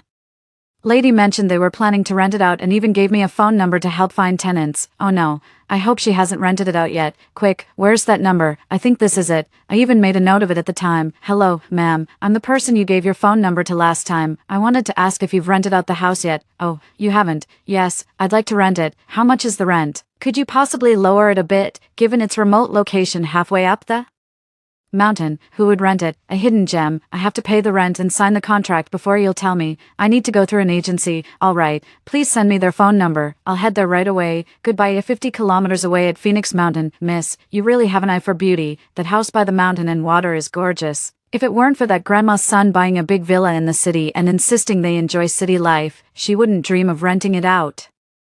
Seeing that I wanted to rent, the young agent was very enthusiastic. Yes, I stumbled upon it by chance and fell in love with it. I thought it would be a comfortable pastoral life for my parents. I didn't want anyone to know I'd be living alone because that could be dangerous soon. I signed the rental contract and paid 40,000 yuan for 2 years. I paid for 2 years up front, and if I'm still around, I'll renew the lease. The agent handed me the full set of keys. I used the remote to open the gate and drove in. I didn't have much time to look around during my last visit. But today I realized, my goodness, this is indeed a ready-made safe house. First, the yard is huge, bigger than a soccer field, with flowers, grass, a vegetable garden, rockery, a pond, stone tables, stone benches, and wooden lounge chairs. Importantly, there are 2 large water wells in the corners of the yard, each topped with a pavilion, likely built to cover the wells. There's also a large garage next to the house. The outer walls are about 5 to 6 meters high, partly made of thick bricks and lined on the inside with 20 centimeters thick steel plates. The top of the wall is covered in dense, sharp glass shards about 30 centimeters long, and the courtyard gate is made of a bomb-proof material that's probably not available on the market. The lock is a high-security remote-controlled burglar lock, and there seem to be cameras over the main gate. The house has 2 stories, with bulletproof doors and windows. The total area is about 500 square meters. The first floor includes a living room, dining room, for storage rooms, a kitchen, and a bathroom. The second floor has 2 studies and 6 bedrooms, each with its own bathroom and fireplace. The house is not only fully furnished with appliances but also equipped with everything necessary for daily living, such as a double stove and an exhaust hood in the kitchen. The house is equipped with an electric water heater, various pots and pans, and 2 large water storage tanks. The bedroom has dozens of quilts of various thicknesses and a desktop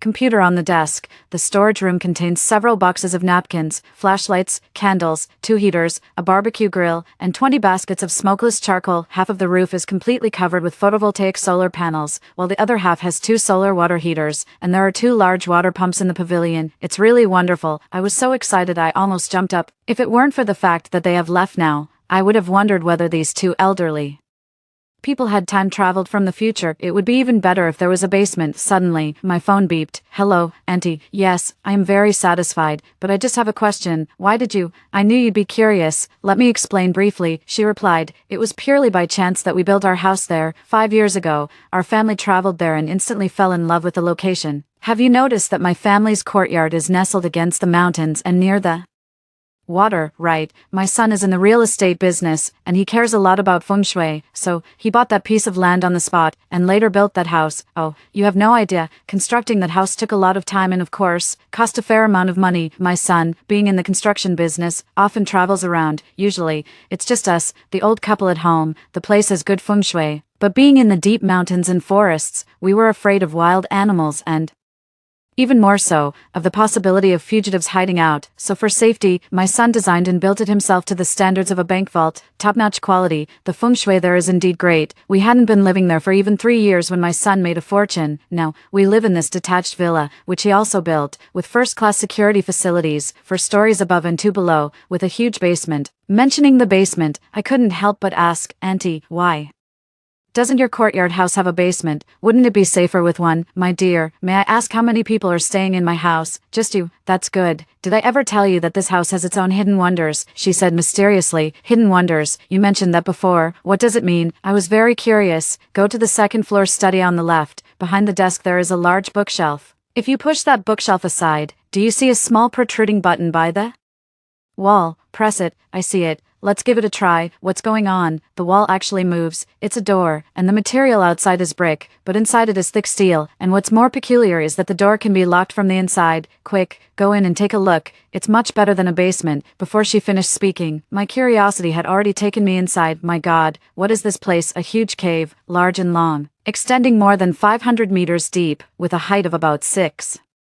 meters, and there are about 10 smaller caves on both sides. Each small cave has a door, also of blast-resistant level, using the best anti-theft locks. 3 of the caves are refurbished into luxurious bedrooms, each at least 60 square meters, equipped with beds and mattresses, large wardrobes, LCD TVs, desktop computers, sofas. Opening the wardrobe, inside there are blankets, quilts, electric blankets. The bedroom includes a luxurious 4-piece bed set, opulent chandeliers, bedside lamps, a fireplace in each room, and a private bathroom. Moving beyond the bedroom, there are 3 caverns, each roughly 100 square meters, utilized as storage areas. These are secured with explosion-proof doors and feature a simple interior design. The floors are covered with ceramic stone-like tiles. Around the perimeter of these small caves, about 1 meter above the floor, there's a robust platform made from the hardest iron birch wood that encircles the cave. It's covered with top-quality moisture proof fabric, and underneath, there are several large boxes of desiccants. Further inside, two slightly smaller caverns, each about 80 square meters, serve specific functions. One has been transformed into a modern kitchen equipped with large dual gas stoves, an exhaust hood, an induction cooker, rice cooker, oven, microwave, and various other kitchen appliances both big and small. There's also a large dining table, 3 side-by-side large refrigerators, 2 big freezers, and 6 extra large water storage barrels. The other cavern neatly stores hundreds of gas cylinders on one side, and on the other side, it's densely packed with high-quality smokeless charcoal. The remaining 2 caverns are particularly spacious, each around 200 square meters. One houses 2 high-power generators, a water pump, 2 active dehumidifiers, a large exhaust fan, and a fresh air system. No wonder the air inside is so fresh. The last cavern has been converted into a waste and sewage treatment area. Continuing further, I reach a large door in the main corridor. Upon opening it, wow, is that really an exit? On closer inspection, it's not exactly an exit but a courtyard-like space, roughly 300 square meters, bathed in sunlight. It's surrounded by steep cliffs, with a spring at the top of one cliff and 2 patches of vegetable garden beside it. In the middle of the courtyard, there's a well with a small pavilion above it and a large clothesline made of steel wire near the mountainside. It's truly an eye-opener. I can hardly believe what I'm seeing. What kind of luck is this? Did I save the galaxy in my past life? I was only wronged to death. Surely, God isn't just compensating me like this. As I'm lost in these thoughts, my phone rings again. My girl, have you finished touring? How does it feel? Auntie's voice cuts through. It's magical, truly unexpected. I'm so excited that I'm actually trembling. Then Auntie's next words take me by surprise. If I weren't old, I'd really hate to leave that place. I love the courtyard and the cave so much. Renting out the house isn't about money for me. After all, a house needs to be lived in to avoid falling into disrepair. That day I could tell right away that you have a good heart, and I was so happy you wanted to rent. That's why I also shared the secret of the cave with you. By the way, feel free to use anything in the house. We can't take them with us and probably won't need them anymore, even though you've only paid 2 years of rent. As long as you like, you can live there without having to pay rent in the future. Auntie, how can that be? I'm touched. It's okay, child. Just be sure to stay safe. Goodbye. Okay, goodbye Auntie. Now that I have a safe house, next up is stocking up on supplies. I spent $40,000 on rent, and with today's paycheck, I only have just over $70,000 in my bank account, which might not be enough to buy all the supplies. I have $30 million coming in 2 days. But I can't afford to waste these 2 days. Where can I find money? Right, PayPal credit, Amazon's monthly payments, Apple Pay later. These are all sources of money. Although the limits aren't very high, they can still provide some temporary relief. Wait a minute, didn't I get a credit card last month when the bank staff came to my company? I think the limit was 30,000 yuan. Oh my,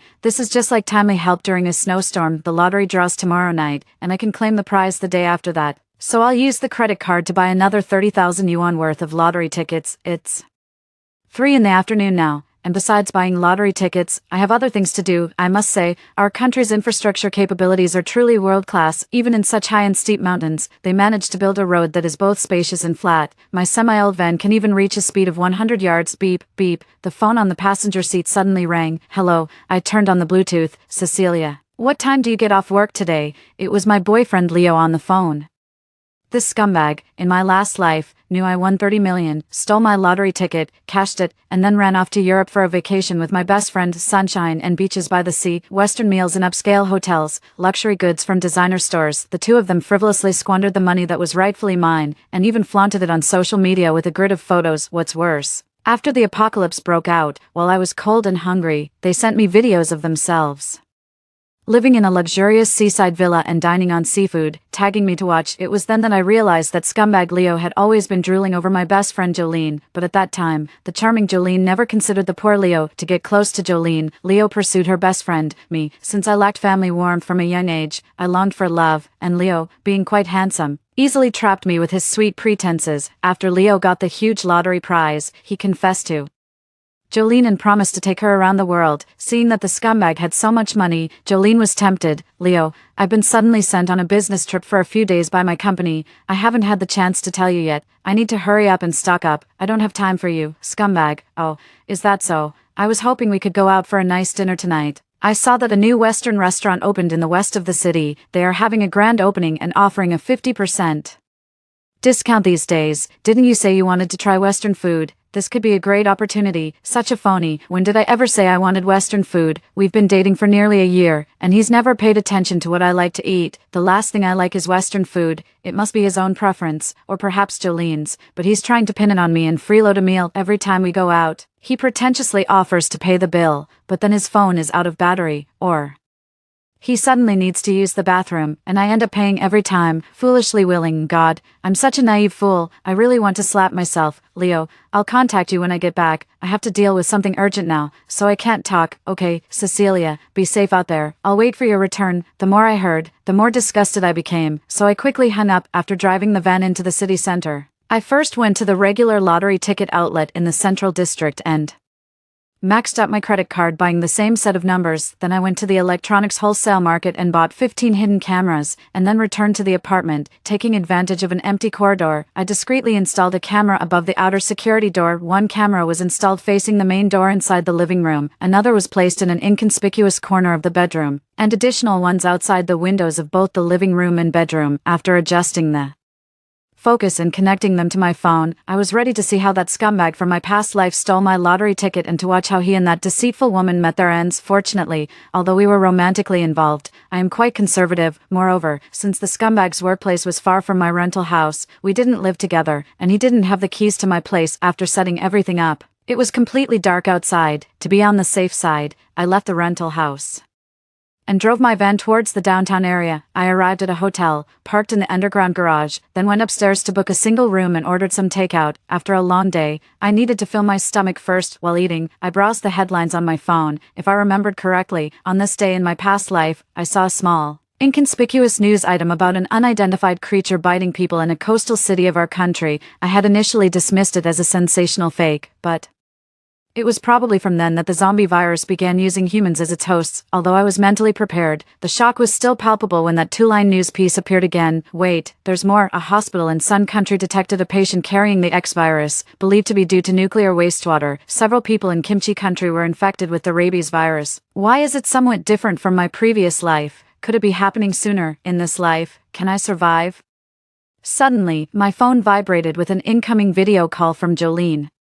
Cecilia, where are you? It doesn't look like your rental place. A charming face appeared on the screen. I'm on a business trip. There was a sudden issue at work. Jolene, what's up? I suppressed my inner disgust and forced a smile. How long until you return? I want to go shopping with you. It's time to buy some new clothes for the season. I might be a few more days, but I'll accompany you once I'm back. Okay, to avoid arousing her suspicion. I kept my tone gentle. After all, in her eyes, I was her lackey, and saying no is not an option. Okay then, you go ahead with your work. She ended the call efficiently. Dream on. I'm done serving you. At 6 a.m., my alarm went off. I quickly got ready and drove the van to buy supplies. It was too early and the supermarket wasn't open yet, so I headed to the farmer's market first, to save time. I mentioned that there was a celebration at home and bought 5 chickens and 5 ducks from 4 different vendors, requesting them to be slaughtered within an hour. While waiting, I went to a general store in the market and bought 2 boxes of food bags, 2 vacuum sealers, and both large and small vacuum bags. At the grain and oil store, I bought 200 pounds each of vegetable oil and blended oil, a sack of salt, and 30 packets of sugar, each weighing 1 pound. Considering the limited space in the van and the need to navigate mountain roads, I could only buy so much at a time. I would need to purchase the rest next time at a large supermarket or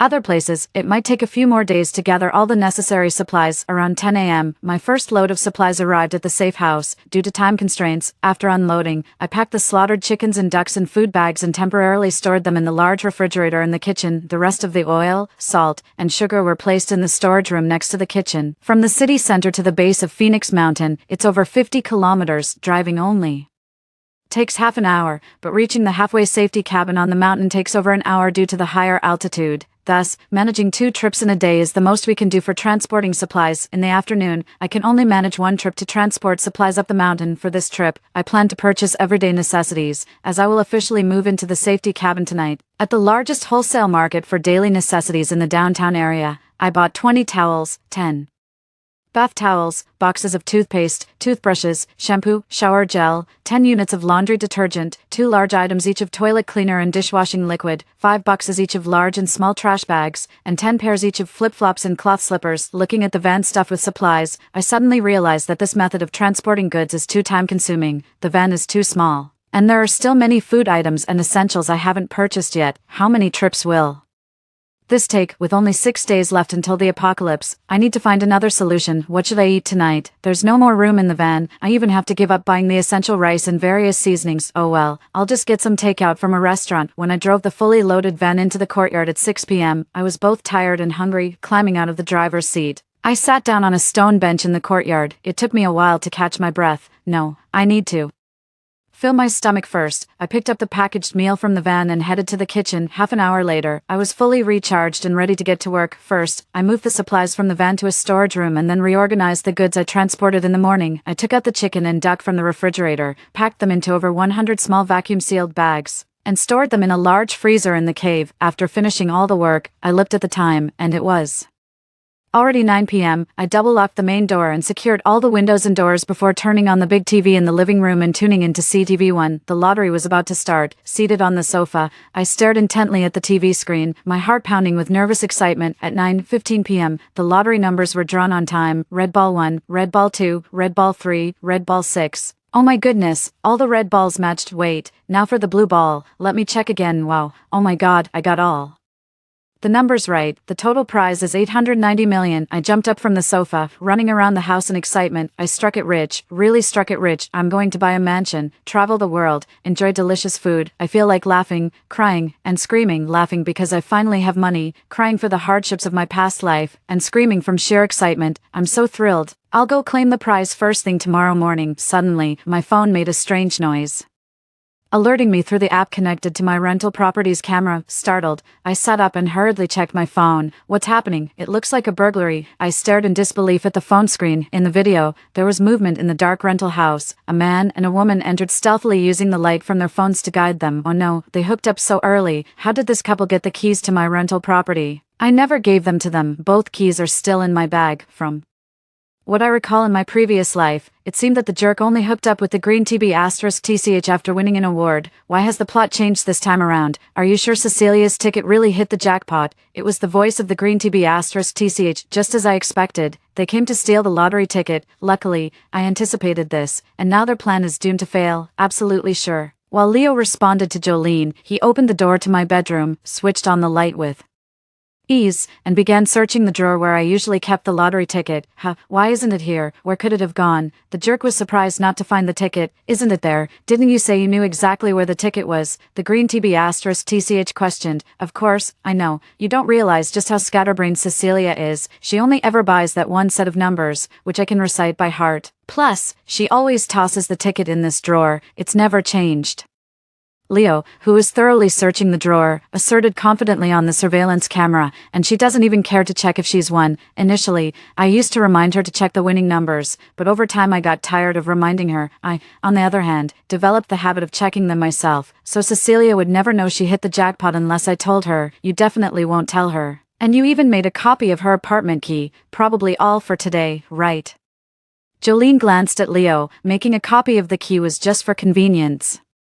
I never expected her to actually win big. For your sake, I wouldn't tell her either. Once we find the ticket and cash it, we can go abroad and enjoy ourselves. Leo paused his search to turn and charm the voluptuous Jolene. Indeed, I never developed the habit of checking the lottery results. Maybe I failed too many times and lost confidence. If it weren't for the betrayal in my past life, I wouldn't have known about hitting the jackpot. But jerk, I wonder if the green TB*TCH would still stay with you if you were broke.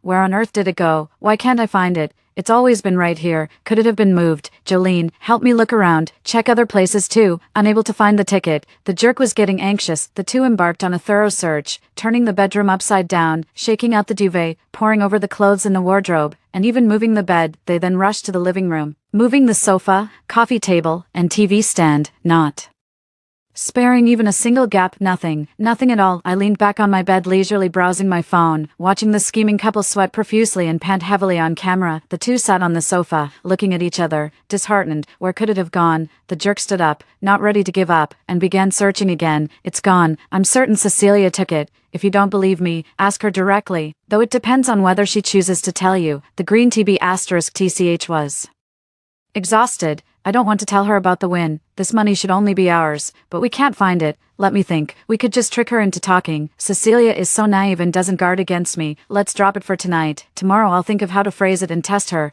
Are you sure that will work? The green TB asterisk TCH was skeptical. Don't worry, sure. There should be no problem. We'll come again tomorrow night. The scoundrel comforted in a gentle voice, dreaming of getting my money. After setting the alarm on my phone, I placed it on the nightstand, turned off the light, and snuggled into the soft, comfy duvet to sleep. Although I was the first to arrive at the lottery center, the prize was so large that the redemption process took a lot of time. Thankfully, by around 3 p.m., after taxes, I finally received 2 million. Staring at the long string of zeros in my bank account balance, I vigorously rubbed my eyes. There was a Bank of China nearby the lottery center. I left 2 million in my account and bought gold products with the remaining 300 million. In prosperous times seek antiques, in turbulent times gather gold. There's definitely wisdom in these old sayings. So much money, no matter how I spend it in this life, I'll never run out. With the apocalypse nearing, to make up for the previous life's shortfalls, the priority now is to quickly stock up on supplies. As much as possible, I first went to the busiest dining street in town and reserved 10 tables of the most expensive banquets at the top 5 restaurants, paying a 20% deposit, and instructed them to have it securely packaged and delivered to my hillside safe house by 8 p.m. Then I drove to a suburban farmer's market and bought a lot of seafood, 100 pounds of live fish, which the owner packed into 20 small oxygenated bags and loaded into my van. Today's preparations are done. It was past 5 p.m., and I drove back to the safe house. Beep, beep, my phone rang. It was that scoundrel calling again. Hello, Leo. I'm not busy. What's up? I bought a lottery ticket. What about it, Cecilia? It looks like you're number 1. Could you check your ticket? He began probing. I don't know. I didn't carry the ticket with me. I can't even remember the full number. I always keep it at my rental. You play your part. I'll play mine. I want to see what tricks you're up to. It's definitely there, in the drawer. I can't come back tomorrow. I still have 2 to 3 days of work left. Here, resign. I can wait a couple more days. Besides, the ticket isn't going anywhere. Moreover, I don't believe in such great fortune falling into my lap. I've never been lucky since I was born. All right, I'm hanging up now. I'll treat you to dinner when I get back. Good night. To hell with treating you, you faithless wretch. To dinner, as expected. Half an hour after hanging up, that deceitful couple appeared at my rental. Are you sure you didn't hear it wrong? It's really in the drawer. Yes. She said it herself. Let's search thoroughly tonight. But where could it be? After 3 hours and numerous checks, not a single spot was missed. Still not found. Jolene was getting annoyed. Don't worry, baby. Let's look carefully again. Maybe Cecilia remembered wrong. It must be in some corner of the room. Leo hurriedly consoled. Don't call me baby. You're nothing without money. Ugh, I'm exhausted. Let's just go back. Green tea had lost the last of her patience and, without allowing the scumbag to explain, she stormed out the door. Jolene, wait for me. Leo, the groveling fool, also chased after her. Haha, tire the two of you out, you tortoises. By the time we reached the safe house, it was already past 7 p.m. I hurriedly unloaded bags of live fish from the car, poked them open, and placed them one by one into the pond in the yard. Around 8 p.m. The 50 banquet tables ordered from 5 restaurants had also been delivered one after another. I settled the remaining balance. Then, I stored the packaged food from 5 of those tables in the large refrigerator in the basement kitchen, while the other 45 tables worth were all placed in the refrigerated storage inside a cave. The next day, I went to the grocery wholesale market, pretending to be opening a guest house in the mountains. I bought 500 kilograms of vacuum-packed rice, 10 sacks each of dried noodles and flour, a box each of various seasonings, soy flour, brown sugar, rock sugar, all sorts of canned goods, 10 boxes each of various flavored instant noodles, 20 cases each of canned beer and boxed milk, and 200 cases of bottled mineral water from the biggest store there. Easily storable items like peanuts, soybeans, kelp, dried fish, oats, honey, dehydrated vegetables, pickles. Oh yes, I love hot pot, so essential hot pot ingredients were a must, requiring 10 large portions of each type, along with 5 large boxes of hot pot base, 5 large cans of sesame oil, garlic, Sichuan pepper oil, and dried red chili each, plus many of the snacks I usually enjoy, like beef jerky, raisins, spicy strips, biscuits, pickled chicken feet, braised pig trotters. Looking at the long bill, the shop owner was so happy that she squinted her eyes in delight. She not only offered to deliver everything but also handled the loading and unloading. Of course, I couldn't ask for more, to avoid suspicion, and seeing the nearly 50,000 amount on the bill, I exclaimed that I had gone over budget and even asked the shop owner if I could pay on credit, just for show. The answer was no, so I mentioned that I would have to use credit payment. The loading took at least 2 hours due to the volume of goods, and during this time, I drove the van to the nearest Walmart. I bought 5 boxes of sanitary pads, 10 sets of high-end skincare products, undergarments, and pajamas for all seasons, 10 sets each, wool gloves, wool scarves, snow hats, snow boots, and military coats, among other things apples, honeydew, oranges, mangosteens. I bought quite a variety of fruits. I also visited a pharmacy chain and bought anti-inflammatory drugs, fever reducers, antiseptic solutions, cold medicine, glucose, pain relievers, herbal tonic water, band-aids. Filling a large box, the van was packed full. I returned to the grocery store just in time. The goods were fully loaded, and the shop owner was just about to call me. Seeing the van fully loaded with supplies, I felt a significant relief. Now, the supplies were almost completely gathered. The van was too large to enter the gate, so it had to be parked outside. The loaders unloaded the goods outside, and then we transported them into the yard using a small cart. To maintain the secrecy of the safe house, I instructed them to leave the goods in the yard. Why would you want to open a guest house here? It's so remote, and the mountain is so high. Can you even get any business? Someone asked during the back and forth of transporting goods. I don't have the money to build such a house. This house was left empty by an elderly couple who moved to the city. Please, I'm just house sitting. No need for me to pay rent, I explained. Sometimes, hiking enthusiasts stop by to stay overnight, so I thought I might as well turn it into a bed and breakfast to earn a little extra cash. That makes sense. Pure profit for you. Sighing, I admitted, jobs are hard to come by these days, and since I enjoy mountain life, earning just enough to cover daily expenses is fine by me. Essentially, I was hinting that I was too poor for them to bother thinking about me. In 3 days, the zombie outbreak will occur. Everyone will have to fend for themselves. It took me a whole half day to move a huge pile of supplies into the storage room in the cave, and it exhausted me completely. I hadn't eaten or slept well these past few days, so I decided to treat myself tonight. For dinner, I cooked braised duck and braised hairtail, complemented with a can of beer. While eating, I habitually checked the news headlines on my phone. Inner city, a neighborhood fight escalated into biting each other. Unusually, the deep autumn brought persistent temperatures above 40 degrees in the north. In a neighboring province, a man encountered what seemed to be zombies blocking his way during a late-night outing. It's coming soon. In my previous life, the massive zombie outbreak happened at 7:30 p.m., 3 days from now. That night, I had luckily left work early and avoided disaster. Tomorrow, I plan to buy a final batch of supplies and then stay indoors in my safe house, as the apocalypse might start.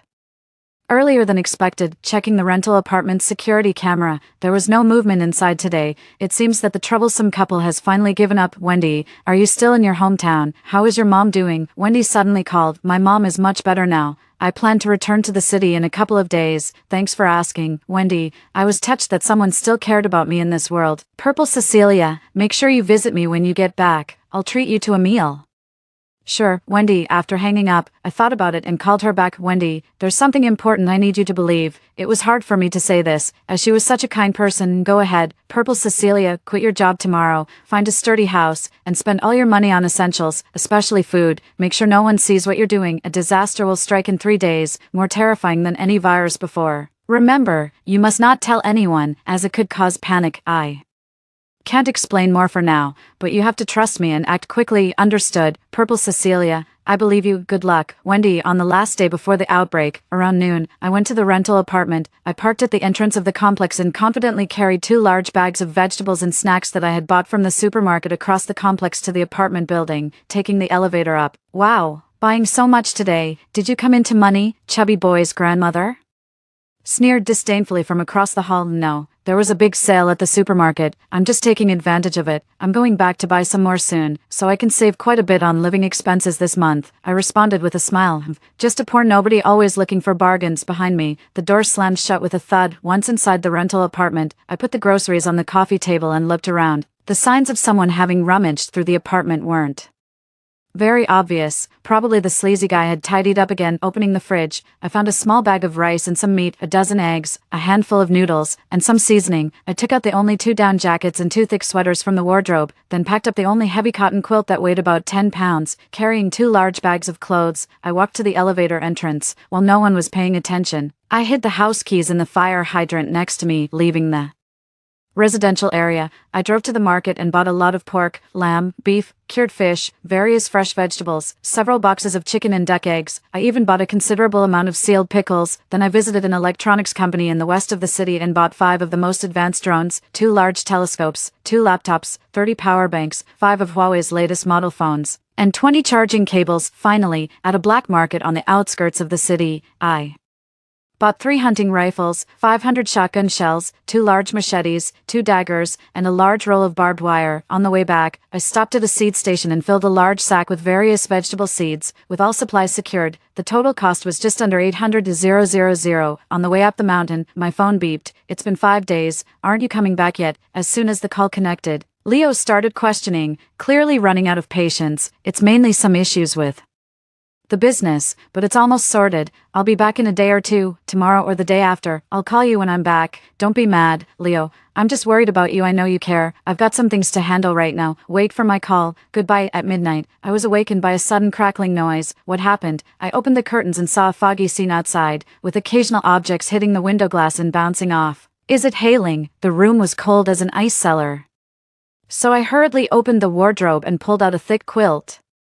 This bizarre weather, just like before the apocalypse in my past life, if nothing goes wrong, a high temperature of 45 degrees will occur tomorrow at 3 p.m. Checking my phone, it was 2:40 a.m.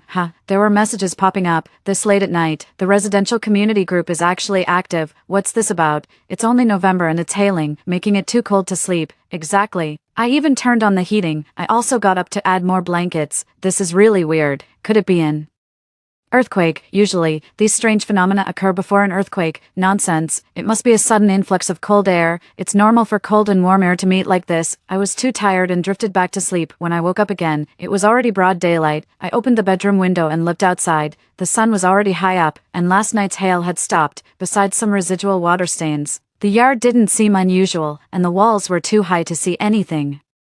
Outside, I found a retractable ladder in the storage room on the first floor, took out the remaining 10 hidden cameras, and installed one at each strategic location, around the top of the outer walls, the front door on the first floor, the staircase entrance on the second floor, both entrances on the sides of the second floor, and under the eaves on both sides of the second floor. The last 2 I placed at both ends of the main passage of the cave, including the original camera on the main gate.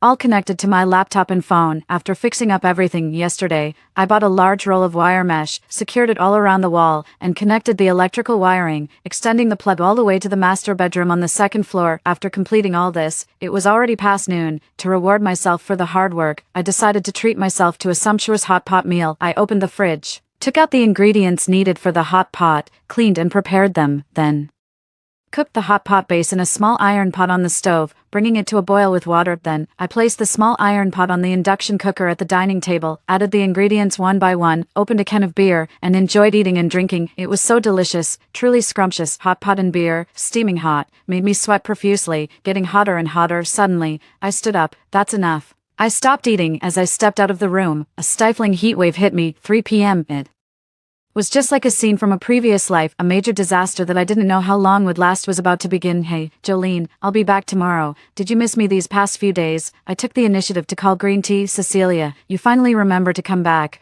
It's been days without a call from you, leaving me worried sick, afraid something dangerous might happen to you. So, tell me, how are you planning to make it up to me? Green Tea responded with a faux best friend tone.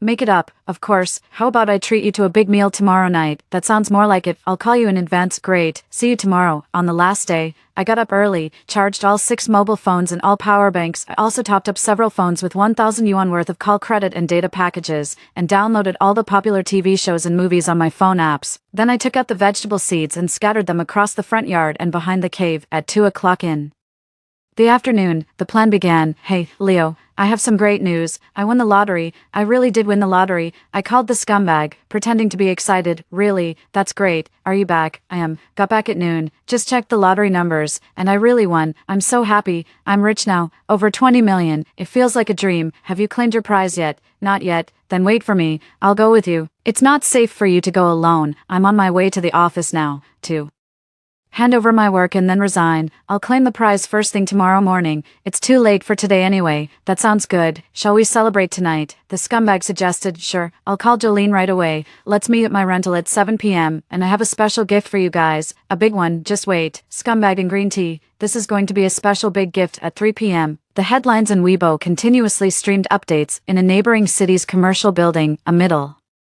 Aged man suddenly burst into the lobby on the first floor and started biting the staff, and several people who tried to stop him were also bitten. In a live stream dedicated to comedy videos, several performers were energetically acting in front. Suddenly, an elderly man with a stiff facial expression and flailing arms appeared behind them. He swiftly charged forward and bit one performer's throat, causing the others to panic and scatter. The audience, thinking it was part of the act, commented on how thrilling it was. The IP address was from a neighboring city. At a small fish stall in a local market, a vendor suddenly grabbed a fish and stuffed it into his mouth. As he chewed, blood streamed from the corners of his mouth, grossing out the customers who quickly dispersed. Surprisingly, the IP address was from the suburbs of our own city. The time is now. It's 6 p.m., and in just an hour and a half, a zombie outbreak will engulf us. The apocalypse is upon us. I hurriedly called Wendy. Wendy, remember, from now on, do not leave the house, lock your doors and windows, there's still a little time left. Purple Cecilia, I'm at my parents' home in the countryside. Don't worry, it's sparsely populated here, we have a big house, and plenty of supplies. That's good, just be sure to stay safe, and keep an eye on social media. Okay, Purple Cecilia. Beep, beep. I had just hung up when another call came in. Cecilia, it's past 6 p.m., and we've been waiting outside your rental for over half an hour. Why aren't you back yet? Leo sounded impatient. Leo, I'm on my way, caught in the rush hour traffic. It might take a bit longer. I tried to sound rushed. Well, hurry up, our feet are killing us, Leo complained, clearly getting annoyed. I'll do my best. Meanwhile, at my rental apartment, the security camera captured Leo and a dolled-up Jolene standing outside the security door. I told you not to come so early, but you insisted, and now look, Cecilia could be ages, and my feet are sore, Jolene complained bitterly in her high heels. Jolene, my bad, I thought we could beat the rush hour and avoid traffic, but then Cecilia got stuck. What a foolish woman, Leo said with a sheepish grin, throwing me under the bus. Do we really have to keep standing here? I'd like to sit down somewhere. Jolene frowned. Let's just go inside. I have the keys anyway, Leo suggested. Are you crazy? What if she comes back and gets suspicious? All right then. Sorry to keep you waiting, Jolene, as Leo was smoothing things over with Jolene. The fat old man and his burly son returned home. Hey, what are you doing blocking the way? A good dog doesn't stand in the path. The old man barked angrily. How dare you speak like that? What kind of manners are those? Jolene snapped back. So what if I called you dogs? What are you going to do about it? The burly man glared at Jolene, puffing up as if ready to fight. I say you two are the dogs. How dare you try to hit me in broad daylight? Jolene lunged forward, not one to back down. I must admit, I admire Jolene's guts. She's certainly braver than I was in my past life. Jolene, don't get mad, don't lose the bigger picture over a small setback, Leo said, trying to calm Jolene down as he sensed they were at a disadvantage. Sorry for blocking your way, we'll be leaving right now, Leo whispered apologetically, pulling Jolene to the side to let others pass. Good that you know your place. If you hadn't moved, you would have seen what I'm capable of, a burly man with a stern face muttered as he watched them retreat. Then, with a loud bang, the door across the hallway slammed shut. Can you believe these people? So rude. How can Cecilia even live next to such neighbors? Jolene, who wasn't used to being treated poorly, complained indignantly. With her penny-pinching ways, she's probably just here because the rent is cheap. Let it go. Don't get worked up, Leo soothed her in a gentle tone. If it were me renting a place here, I wouldn't let them get away with that, Jolene muttered, still not convinced at this point. I decided to call Leo. Leo, I might not get there until 7:30. The traffic is terrible. You and Jolene go ahead and wait in the apartment. The key is hidden in the fire hydrant next to the elevator. Sorry, I just remembered today has been chaotic. Waiting this long just to tell us about the key. Did Cecilia get kicked by a donkey or what? As soon as they opened the door, Jolene, who entered first, immediately started complaining and quickly plopped down on the sofa. Hey, look, there are two big bags here, probably stuff Cecilia bought. This couldn't be the big gift she was talking about, right? It's just some ordinary groceries, nothing special. They closely inspected the shopping bags. No, these are just some cheap vegetables. Is this the poor food Cecilia usually eats?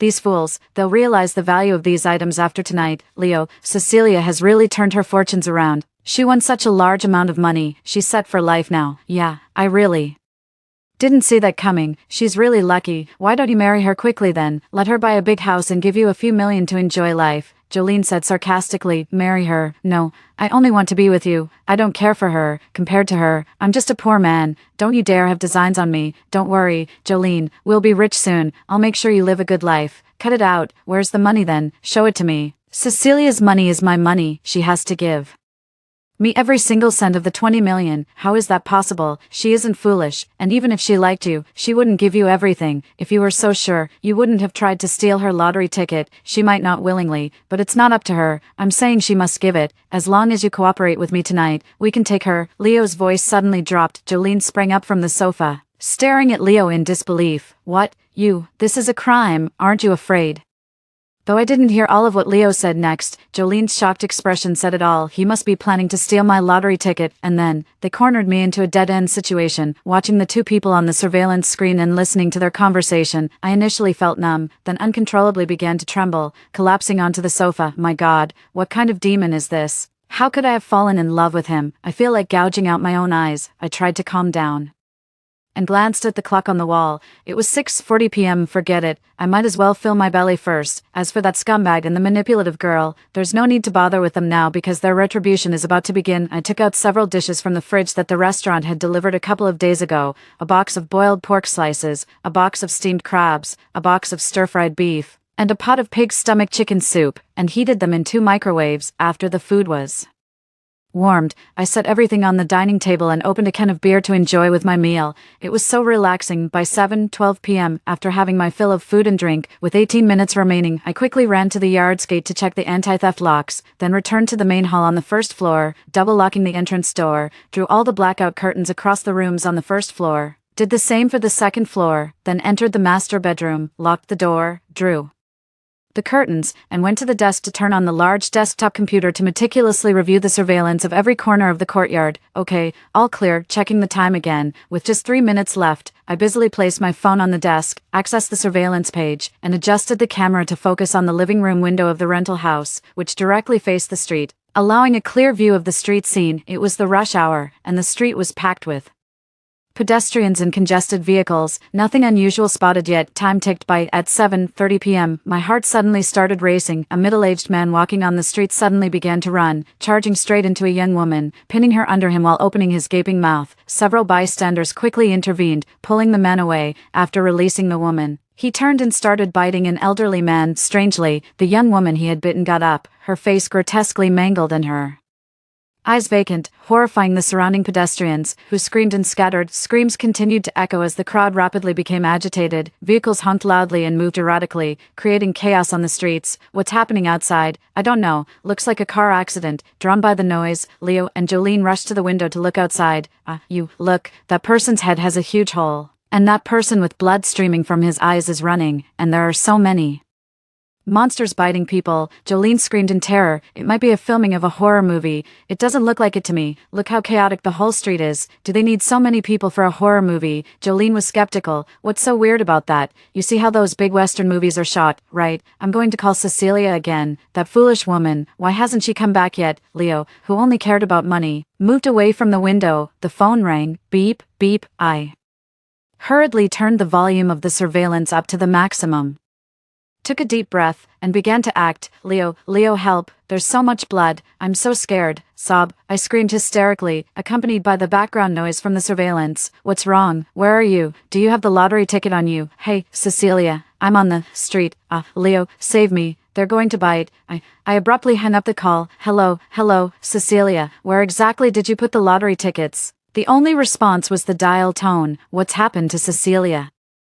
Leo's shout drew Jolene from the window. Could it be, my God, is what's happening outside real? Seeing Leo's stunned expression, a sudden realization hit Jolene. Her face turned pale, and she collapsed to the floor with a thud. Without helping her up, Leo darted back to the window like an arrow, staring blankly outside. It's all over. What do we do now? Sitting on the floor, Jolene muttered to herself, trembling as she slowly crawled towards the door. Just as her hand touched the doorknob, Leo, snapping to his senses, rushed over to stop her. Are you crazy? Going outside now is a death sentence. If you don't believe me, I'll show you. Leo pulled Jolene to the bedroom. I shifted the surveillance camera there too, clearly showing the entrance of our complex. The scene was horrifying. Not only was the closed gate smeared with blood, but there were also severed limbs hanging on it, and what was worse, many zombies were furiously banging on it. The guards in the duty room had long since vanished. See for yourself. Can we even get out? Isn't it suicide? Leo pointed outside. But I don't want to stay here. It's all Cecilia's fault for making me come to this godforsaken place. And you, Jolene, clenching her fists, frantically charged at Leo. Enough, Jolene, wake up. If I hadn't brought you here earlier, you'd be just like those outside, turned into a zombie, in a swift move. Leo dodged and firmly embraced Jolene. Leo's words calmed Jolene down instantly. Please.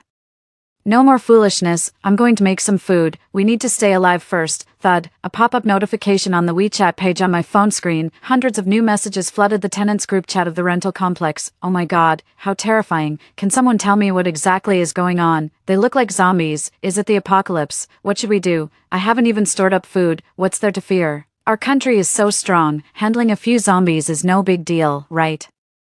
It should be resolved quickly. Maybe we can even go to work as usual tomorrow. Quick, everyone, check the latest news headlines. Most major cities have fallen. TikTok's official sources are also live streaming, urging everyone not to go outside and to secure doors and windows, saying it's a zombie virus. But how will we buy food? Will the government deliver it to our doors? Everyone should fend for themselves. Conserve whatever food and drink you have at home. This virus seems much worse than the outbreak 18 years ago, absolutely lethal. Everyone should also fully charge their phones and store as much water for daily use as possible. It looks like water and electricity might be cut off soon. There are still many kind-hearted people in the community. May their fortunes shine and help them survive this ordeal. Inside the rental, Leo, what is this you've cooked? It's awful, Jolene complained, picking at the dishes on the table with her chopsticks. Jolene, this is all Cecilia had in her fridge, just make do with it, Leo explained. I don't want to eat, I'd rather starve than eat this swill. Jolene angrily threw her chopsticks down, stood up from the dining table, and lay down on the couch nearby. Leo shook his head helplessly. Upon closer examination, there was a plate of green peppers stir-fried with pork, a plate of scrambled eggs with tomatoes, a plate of stir-fried vegetables. Wow, quite a feast. Usually, I wouldn't even indulge in this, yet Jolene still complains. Do you realize this might be the last lavish dinner you two ever have? Soon, not just meat, but even drinking water will be a luxury. I wonder if your pretense will hold up then. First, check the headlines, then scroll through Weibo. Oh, it's tragic. From east to west, from north to south, zombies have overrun all cities big and small across the country. The internet is flooded with gruesome videos and images, and the once busy city streets show no sign of life apart from the eerie zombies. Even though I was prepared, the reality is still hard to accept. In my previous life, I died early and never knew how long the zombie virus lasted or how many people survived. I wonder if I can make it through this time around. It wasn't until dawn the next morning that I realized I had somehow fallen asleep without noticing. First, I checked the surveillance on my computer for any unusual activity outside the gate and inside the house and rooms. Everything seemed normal. I went downstairs to the kitchen, took out a carton of milk, and heated it in the microwave. I poured a small packet of cake mix into a stainless steel bowl, added 4 eggs and some water, mixed it well, and put it in a bread oven. 30 minutes later, a plate of fresh, golden cake was ready. With milk and cake, I opened my laptop, connecting the smartphone surveillance setup to it. The camera showed a rental house dining table with a dish of side vegetables, 2 bowls of millet porridge, and 2 boiled eggs. Jolene, visibly angry, leaned against the living room couch while the scoundrel Leo stood beside her, pleading softly. Jolene, you should eat something, otherwise, it'll upset your stomach. What is this even? I'm not used to eating any of this. I didn't have a choice, did I? You could at least have some porridge. I won't eat. I want to go out. Go out. Do you see any living people outside? It's all zombies. Do you have a death wish? If I don't go out, I'll go crazy? Jolene roared.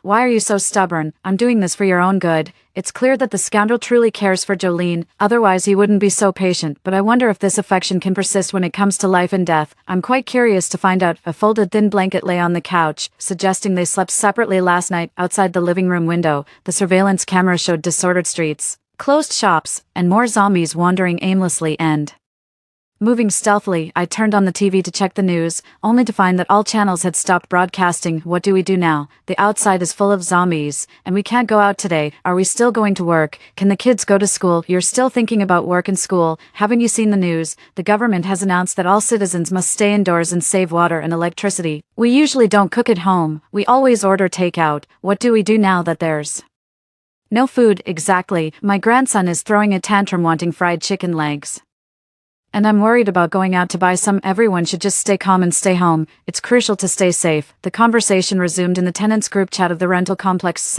I'm currently enjoying the comfort of my spacious and safe home, with an abundance of food and every amenity one could wish for. Truly a delightful situation. I've temporarily turned off my cell phone. Too many messages to bother with. It's better to quiet my mind and savor life. Today's weather is wonderfully pleasant. Despite nearing winter, there's still a warm sun. I exercised in the yard for a while, then laid under a light blanket on the lounge chair on the second floor balcony, applied a beauty mask, opened my laptop, and listened to some pop music. It felt blissfully divine. For lunch, I brought out some restaurant leftovers, fish and frog with spicy peppers, braised eggplant, and a smooth meat soup, paired with a freshly steamed bowl of rice, utterly delicious. After a post-lunch nap and 30 minutes of yoga, I spent 2 hours improving my English speaking and listening skills, which I had downloaded a few days ago in preparation for future world travels. Later, I trimmed the flowers and plants in the yard. After 6 p.m., I started preparing dinner using the leftover spicy pepper sauce from lunch to make a bowl of noodles, topped with 2 sunny side-up eggs. Just looking at it made my mouth water. After dinner, as night fell, I cleaned the kitchen, secured all the doors and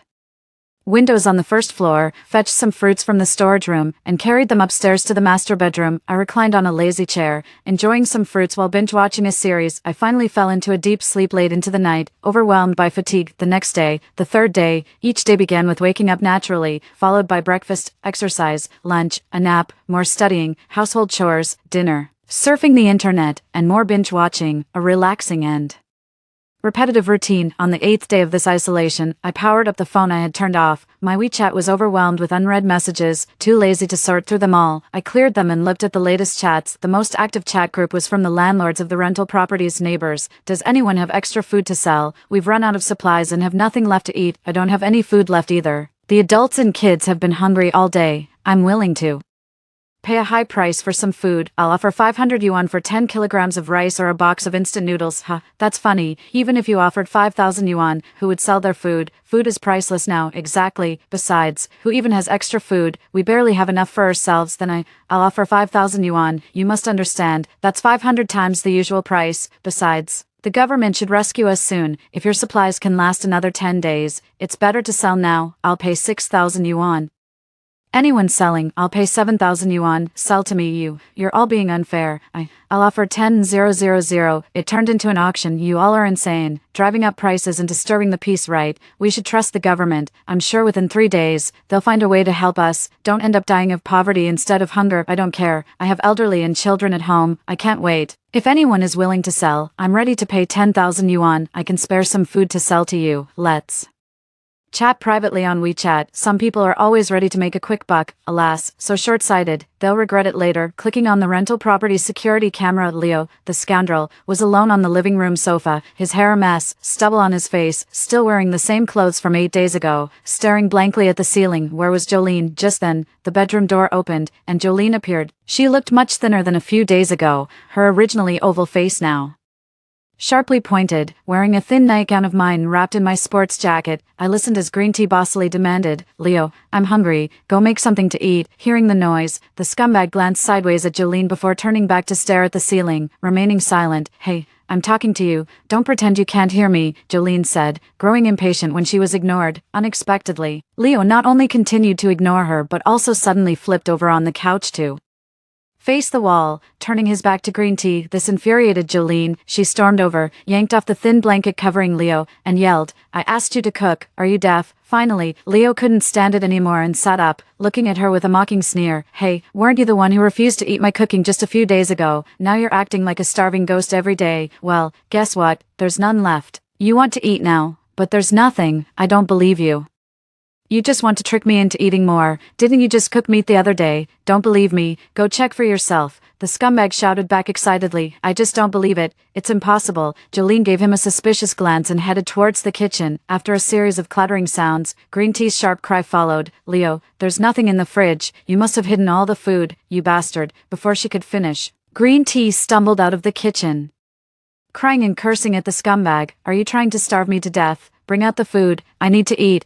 You want to eat. I want to eat too. I've been hungry all day, the scumbag retorted unusually sternly. Leo, from today onwards, I'll listen to you. I'll eat properly. Eat more. Please, give me something to eat. I'm really hungry. Seeing that being tough didn't work, Green Tea tried a softer approach. Want to eat more? Too bad. It's too late. There's nothing left, only starvation. Awaits, the scumbag became increasingly impatient. Then go outside and find something to eat. I really will eat properly this time. No matter how bad your cooking is, I'll eat it all. You have to believe me, Jolene. Oh Jolene, it's rare to see such a proud green tea bitch finally soften up to a deadbeat scumbag, and especially to someone she never really respected. Oh, how the tables have turned. Me, go outside to find food. Are you trying to send me to my death? Jolene, your heart is really poisonous. That's not what I meant. I meant ask the other people in the community for some food, or maybe buy some. I'll pay for it. Green tea quickly explained, scared. If you want food, go get it yourself. My life is not cheaper than yours, Leo. I'm really starving. Please, go find me something to eat. Don't you like me? Tonight, we can sleep together, and from then on, I'll be yours. Alas, Green tea, just for a bite to eat, was actually willing to trade her own body. This situation is disastrous and shameless. It seems the sleazebag got his way. But who would have thought? Go, go. Who wants to sleep with you? Look at that horrendous face of yours. How can I even bear it? He said with a tone full of disdain. It was quite unexpected. Wasn't he always obsessed with the alluring woman? To get to her, he purposely got close to me and even tried to steal my lottery ticket. Leo's words stunned Jolene. She couldn't believe her ears. Why don't you look at yourself in the mirror? I can't understand how I ever fell for someone as unattractive as you. He continued to berate her. Jolene ran into the bedroom and sat at the vanity, staring intently at her reflection, her face too thin and gaunt, her skin dull and pale without any glow, her eyes swollen and lifeless, her lips cracked. She looked nothing like her radiant self before. Her beauty, which she used as a weapon against Leo, was gone. Jolene collapsed onto the bed, tears welling up in her eyes as she shook her head in disbelief, crying, "Just 8 days in, and you're already breaking down. The real drama has just begun." On the 10th day at noon, the delicious chicken soup, freshly cooked braised fish, and vibrant stir-fried greens filled me up completely. I took a stroll in the yard, watered the flowers and plants, and played with the lively fish in the clear pond, feeling as blissful as a deity. Suddenly, the alert tone of my phone's surveillance system went off. The surveillance camera at the front door of the rental house showed 2 heavy-set men, an older and a younger, standing outside my door, their eyes filled with a vicious intent. "She must have food at home. Your mom saw it herself. That girl across brought back lots of supplies that day. Why didn't mom say earlier? What if she has eaten it all? The kid has been starving these past few days. It would be trouble if we can't find any food. She's eaten it all. Impossible. With so much food, that girl can't finish it with her small appetite." That's reassuring. I'll knock on the door, make her hand over the food willingly, or else I'll kill her. The robust man brandished a kitchen knife. Good. If she doesn't open up, we'll smash it. The old man raised the axe he was carrying. Seeing this scene, my head buzzed, and I broke into a sweat. It felt like a past life was repeating itself, and I felt a bone-searing pain throughout my body. Tragedy was about to repeat itself, only this time I wasn't the protagonist. Soon, we'll see who among these executioners from my past life will survive. The knocking sounds began. "Who is it?" Jolene's feeble voice came from inside. "Open up, hand over the food, or I'll smash your door. I've had no food left for 3 days now," Jolene hurriedly explained. "Stop lying. Open up. We need to check ourselves," the old man said as he started to smash the door with his axe. Thud, thud, the not-so-sturdy security door began to crack. "Wait, stop, I'll open it. Isn't that enough?" Jolene's pleading voice came from inside. The door slowly opened, and the old man and his robust son stepped in swiftly. Standing behind the living room table, Jolene, terrified, watched as the 2 uninvited guests with weapons entered. Where's Leo, the sleazebag? Just as she pondered, the door that had been left open quietly shut, and a figure swiftly emerged from behind it, wielding a long fruit knife, and stabbed the unsuspecting father and son in the back. 1 stab each, clean and precise. The overweight old man and his sturdy son collapsed straight to the ground without even a whimper, convulsing a few times before lying still. Jolene screamed in fright. "Shut your mouth," Leo said fiercely. As Jolene saw the blood-dripping knife in the scoundrel's hand in his fierce gaze, she quickly covered her mouth, ran towards the bedroom, and slammed the door shut. Leo walked over to the father and son, squatting down to check carefully and confirming that both were dead. Suddenly, he looked up at the surveillance camera and smiled mysteriously, causing me to drop my phone in fright.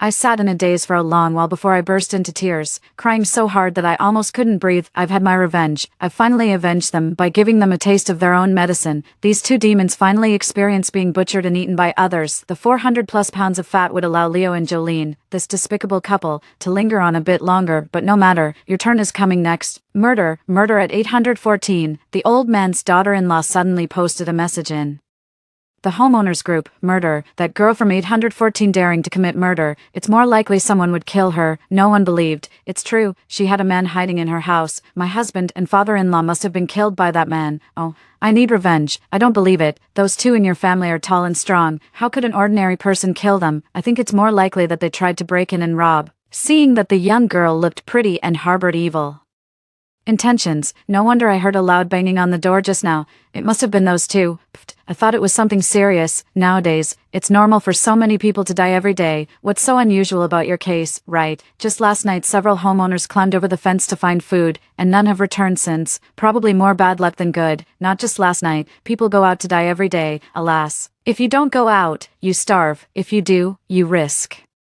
getting bitten. Tough choice. My neighbor across the door ran out of food days ago and hasn't made a sound. Probably the whole family starved to death. Since the outbreak of the zombie virus, many died in our complex, many while returning from work. Who cares about whom these days? My home is also about to run out of food, and starving isn't far off. My home is out of food too. My child is barely alive. I'm going insane. I might as well start killing. Heh, soon it will be survival of the fittest. Who cares about others anymore? Half a month. Time passes day by day. Entering winter, the weather grew colder. I put on my thick fleece-lined wool sleepwear, wool socks, and stepped into waterproof cotton slippers. Both the living room and bedroom had the fireplace going, with doors and windows tightly shut. It was quite warm. The house was spacious. Running up and down the stairs counted as exercise at night. Under the soft down comforter, lying sideways on the wide memory foam bed, I browsed short plays on my phone, with my favorite snacks on the bedside table. Very comfortable indeed. In the morning, when I got up, I saw goose feather like heavy snow falling outside the window, the surroundings a pristine white, utterly beautiful. I checked the weather forecast. The outdoor temperature has dropped below -20 degrees Celsius. Fortunately, a few days ago, I had harvested all the mature vegetables and fruits from the yard and behind the cave, storing them in the crisper of the refrigerator on the first floor kitchen, wrapped with insulation film. Otherwise, they would have been ruined by the snow. After washing up, I fried 2 dough sticks with flour and made a cup of soy milk, enjoying a simple breakfast. Then, I put on an army coat, a snow cap, waterproof cotton gloves, and snow boots, and went outside to have some fun building a snowman in the yard. After tiring myself out, I returned inside to enjoy a hot pot for lunch. As for dinner, it was stewed lamb. Hey, where did that scoundrel and the green tea lady go? How come they've disappeared? Starved to death? Impossible. 400+ pounds of meat would keep them going for at least half a year. Just as I was pondering, oh, I'm freezing to death. Leo, come closer. From under the pile of quilts on the bedroom bed, voices could be heard. So, they were here. Don't hog all the blankets. Damn it, I'm still freezing. It's so cold, so cold. Cecilia, how come there are only these thin blankets in your house? How are these supposed to get us through the winter? I remember she had a thick cotton quilt. Why can't we find it? And the down jacket is gone too. I've seen her wear it a few times, but it's nowhere to be found. Wow, did she do this on purpose? Definitely. As soon as they finished speaking, the scoundrel and green tea lady simultaneously threw off their blankets, revealing their bewildered faces. She must still be alive, hiding somewhere we don't know. I knew she wouldn't be that foolish. How could she possibly share such a large sum of money with us? So, the money is still there. The scoundrel, with a shabby beard, sat up excitedly, his eyes gleaming with a beast-like greed. You two fools finally figured it out. Beep, beep, my phone rang. It's connected, really connected. Green tea lady also sat up excitedly. Shoo, keep quiet. I couldn't pretend anymore and answered the phone. Hello, Cecilia. Is that you? Hello, Cecilia. It's me. I answered lazily. Oh my God, that's great. You're still alive, Cecilia. I was so worried about you, worried about me. That doesn't sound right. You should be worried about my prize money. Cecilia, how can you say that? I was really worried about you. Where are you now? I'll come to find you right away. Are you crazy? Can you even get out? Zombies are everywhere outside. Green tea lady quickly intervened. Shut up. For Cecilia, I'd climb mountains and cross seas. For me, money is what you care about. How touching. Too bad I have nothing to offer. What do you mean? My love for you doesn't need repayment. Is that so? I was thinking about giving you half of the prize money, but now, alas, I intentionally trailed off. What about the prize money? Cecilia, you have to tell me. The scoundrel couldn't keep up his act any longer. It's gone. I've spent it all. Haha, that was exhilarating. I laughed until tears streamed down my face. Have you lost your mind? That was a huge amount of money, and you just spent it all. Do you think I'm a fool? The scoundrel roared hysterically. Leo, oh Leo, you are indeed a fool. What use is money now? People are nearly wiped out, and you're still worrying about my money. If that's not stupid, what is? Let me tell you, I spent that money on a big villa and stocked up on loads of supplies. No, I'm living well, eating well, happy as can be. I snapped and sent him several photos of the supplies filling the house. A picture of the lamb soup pot and fine wine I was enjoying, a sweaty selfie. And a close-up of the nearby heater. Cecilia, it looks so warm where you are. I'm coming to find you. My goodness, Cecilia, you have so much delicious food. I want some. Seeing the photos I sent, the scoundrel and the green tea girl drooled with envy. Too bad it's too far for you to reach. I sighed on purpose. Where are you? I'll find a way to get there. Me too. Forget it. Stepping outside is a death sentence. You'd better stay safe in my rental, but we haven't had normal food in so long. It's worse than death. How about this? I'll send some supplies over with a drone. I thought of a plan. Then send us lots of delicious things. We want meat and rice. The scoundrel and green tea girl were thrilled. Don't worry. I will. An hour later. Oh my god. Did you see? A drone delivered a lot of supplies to 8-1-4. I saw it too. There's meat and rice. And instant noodles. Yes, it was from DJ. I saw it clearly. We've starved so many people, and she's still eating so well. No.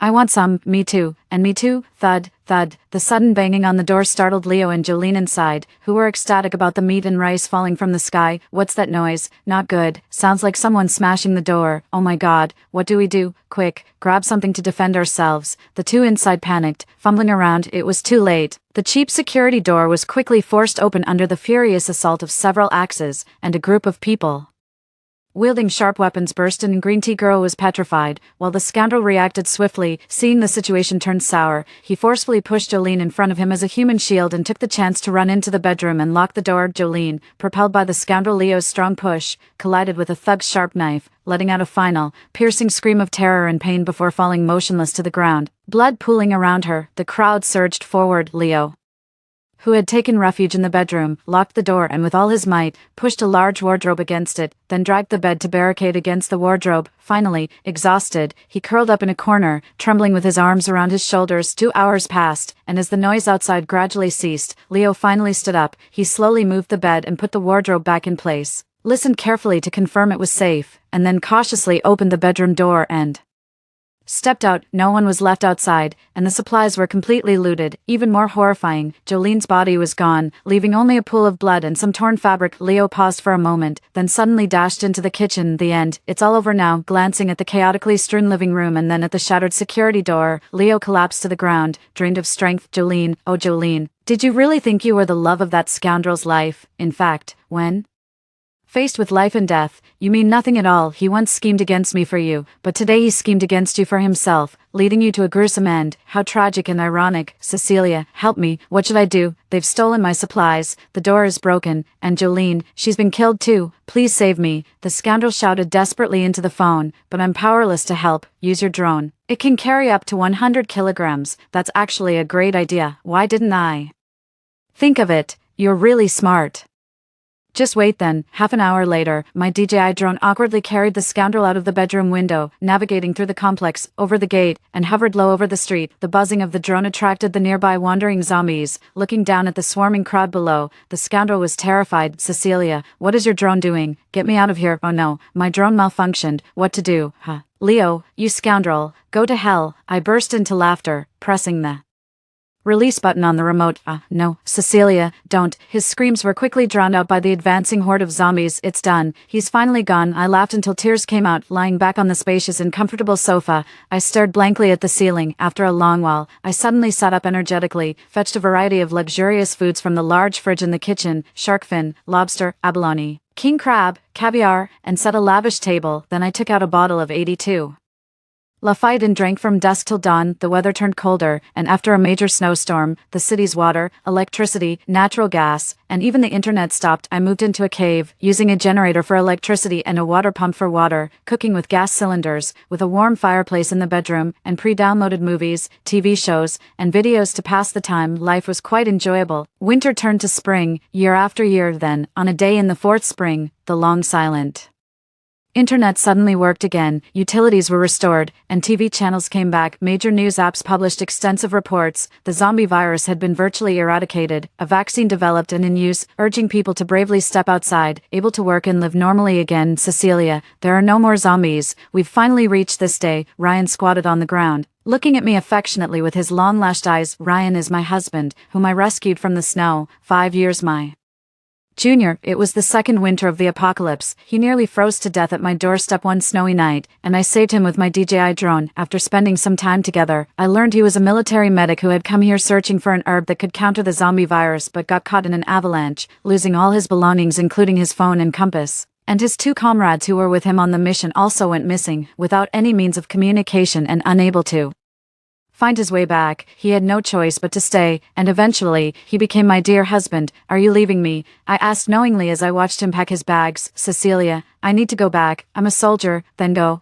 I said with a gentle smile. His figure gradually disappeared from my view. I gently stroked my slightly bulging belly, wiping the tears from my eyes. With the mobile network restored, it brought some good news. Wendy called first, saying although her family had suffered these past few years, thankfully, all of them had survived, and she planned to return to the city next month and visit me. I also made a comforting call to the landlady, who told me that, except for her husband who passed away last winter from illness, the rest of her family was safe. Shocked, I didn't know how to comfort her, but the landlady was philosophical, saying she had come to terms with life and instead comforted me to always look forward and live happily every day. Finally, she mentioned she wouldn't be coming back to live there. Her son had asked her to sell the apartment, and asked if I was interested in buying it. If so, she would give me a price I could accept. I need to plan thoroughly to ensure that everything is perfect. My aunt said 2 million would suffice, but I voluntarily gave her 5 million. I then flew to her city and finalized all the property transactions. Now, I am the true owner of this hillside quadrangle dwelling. Another spring has arrived, and I was busy cooking in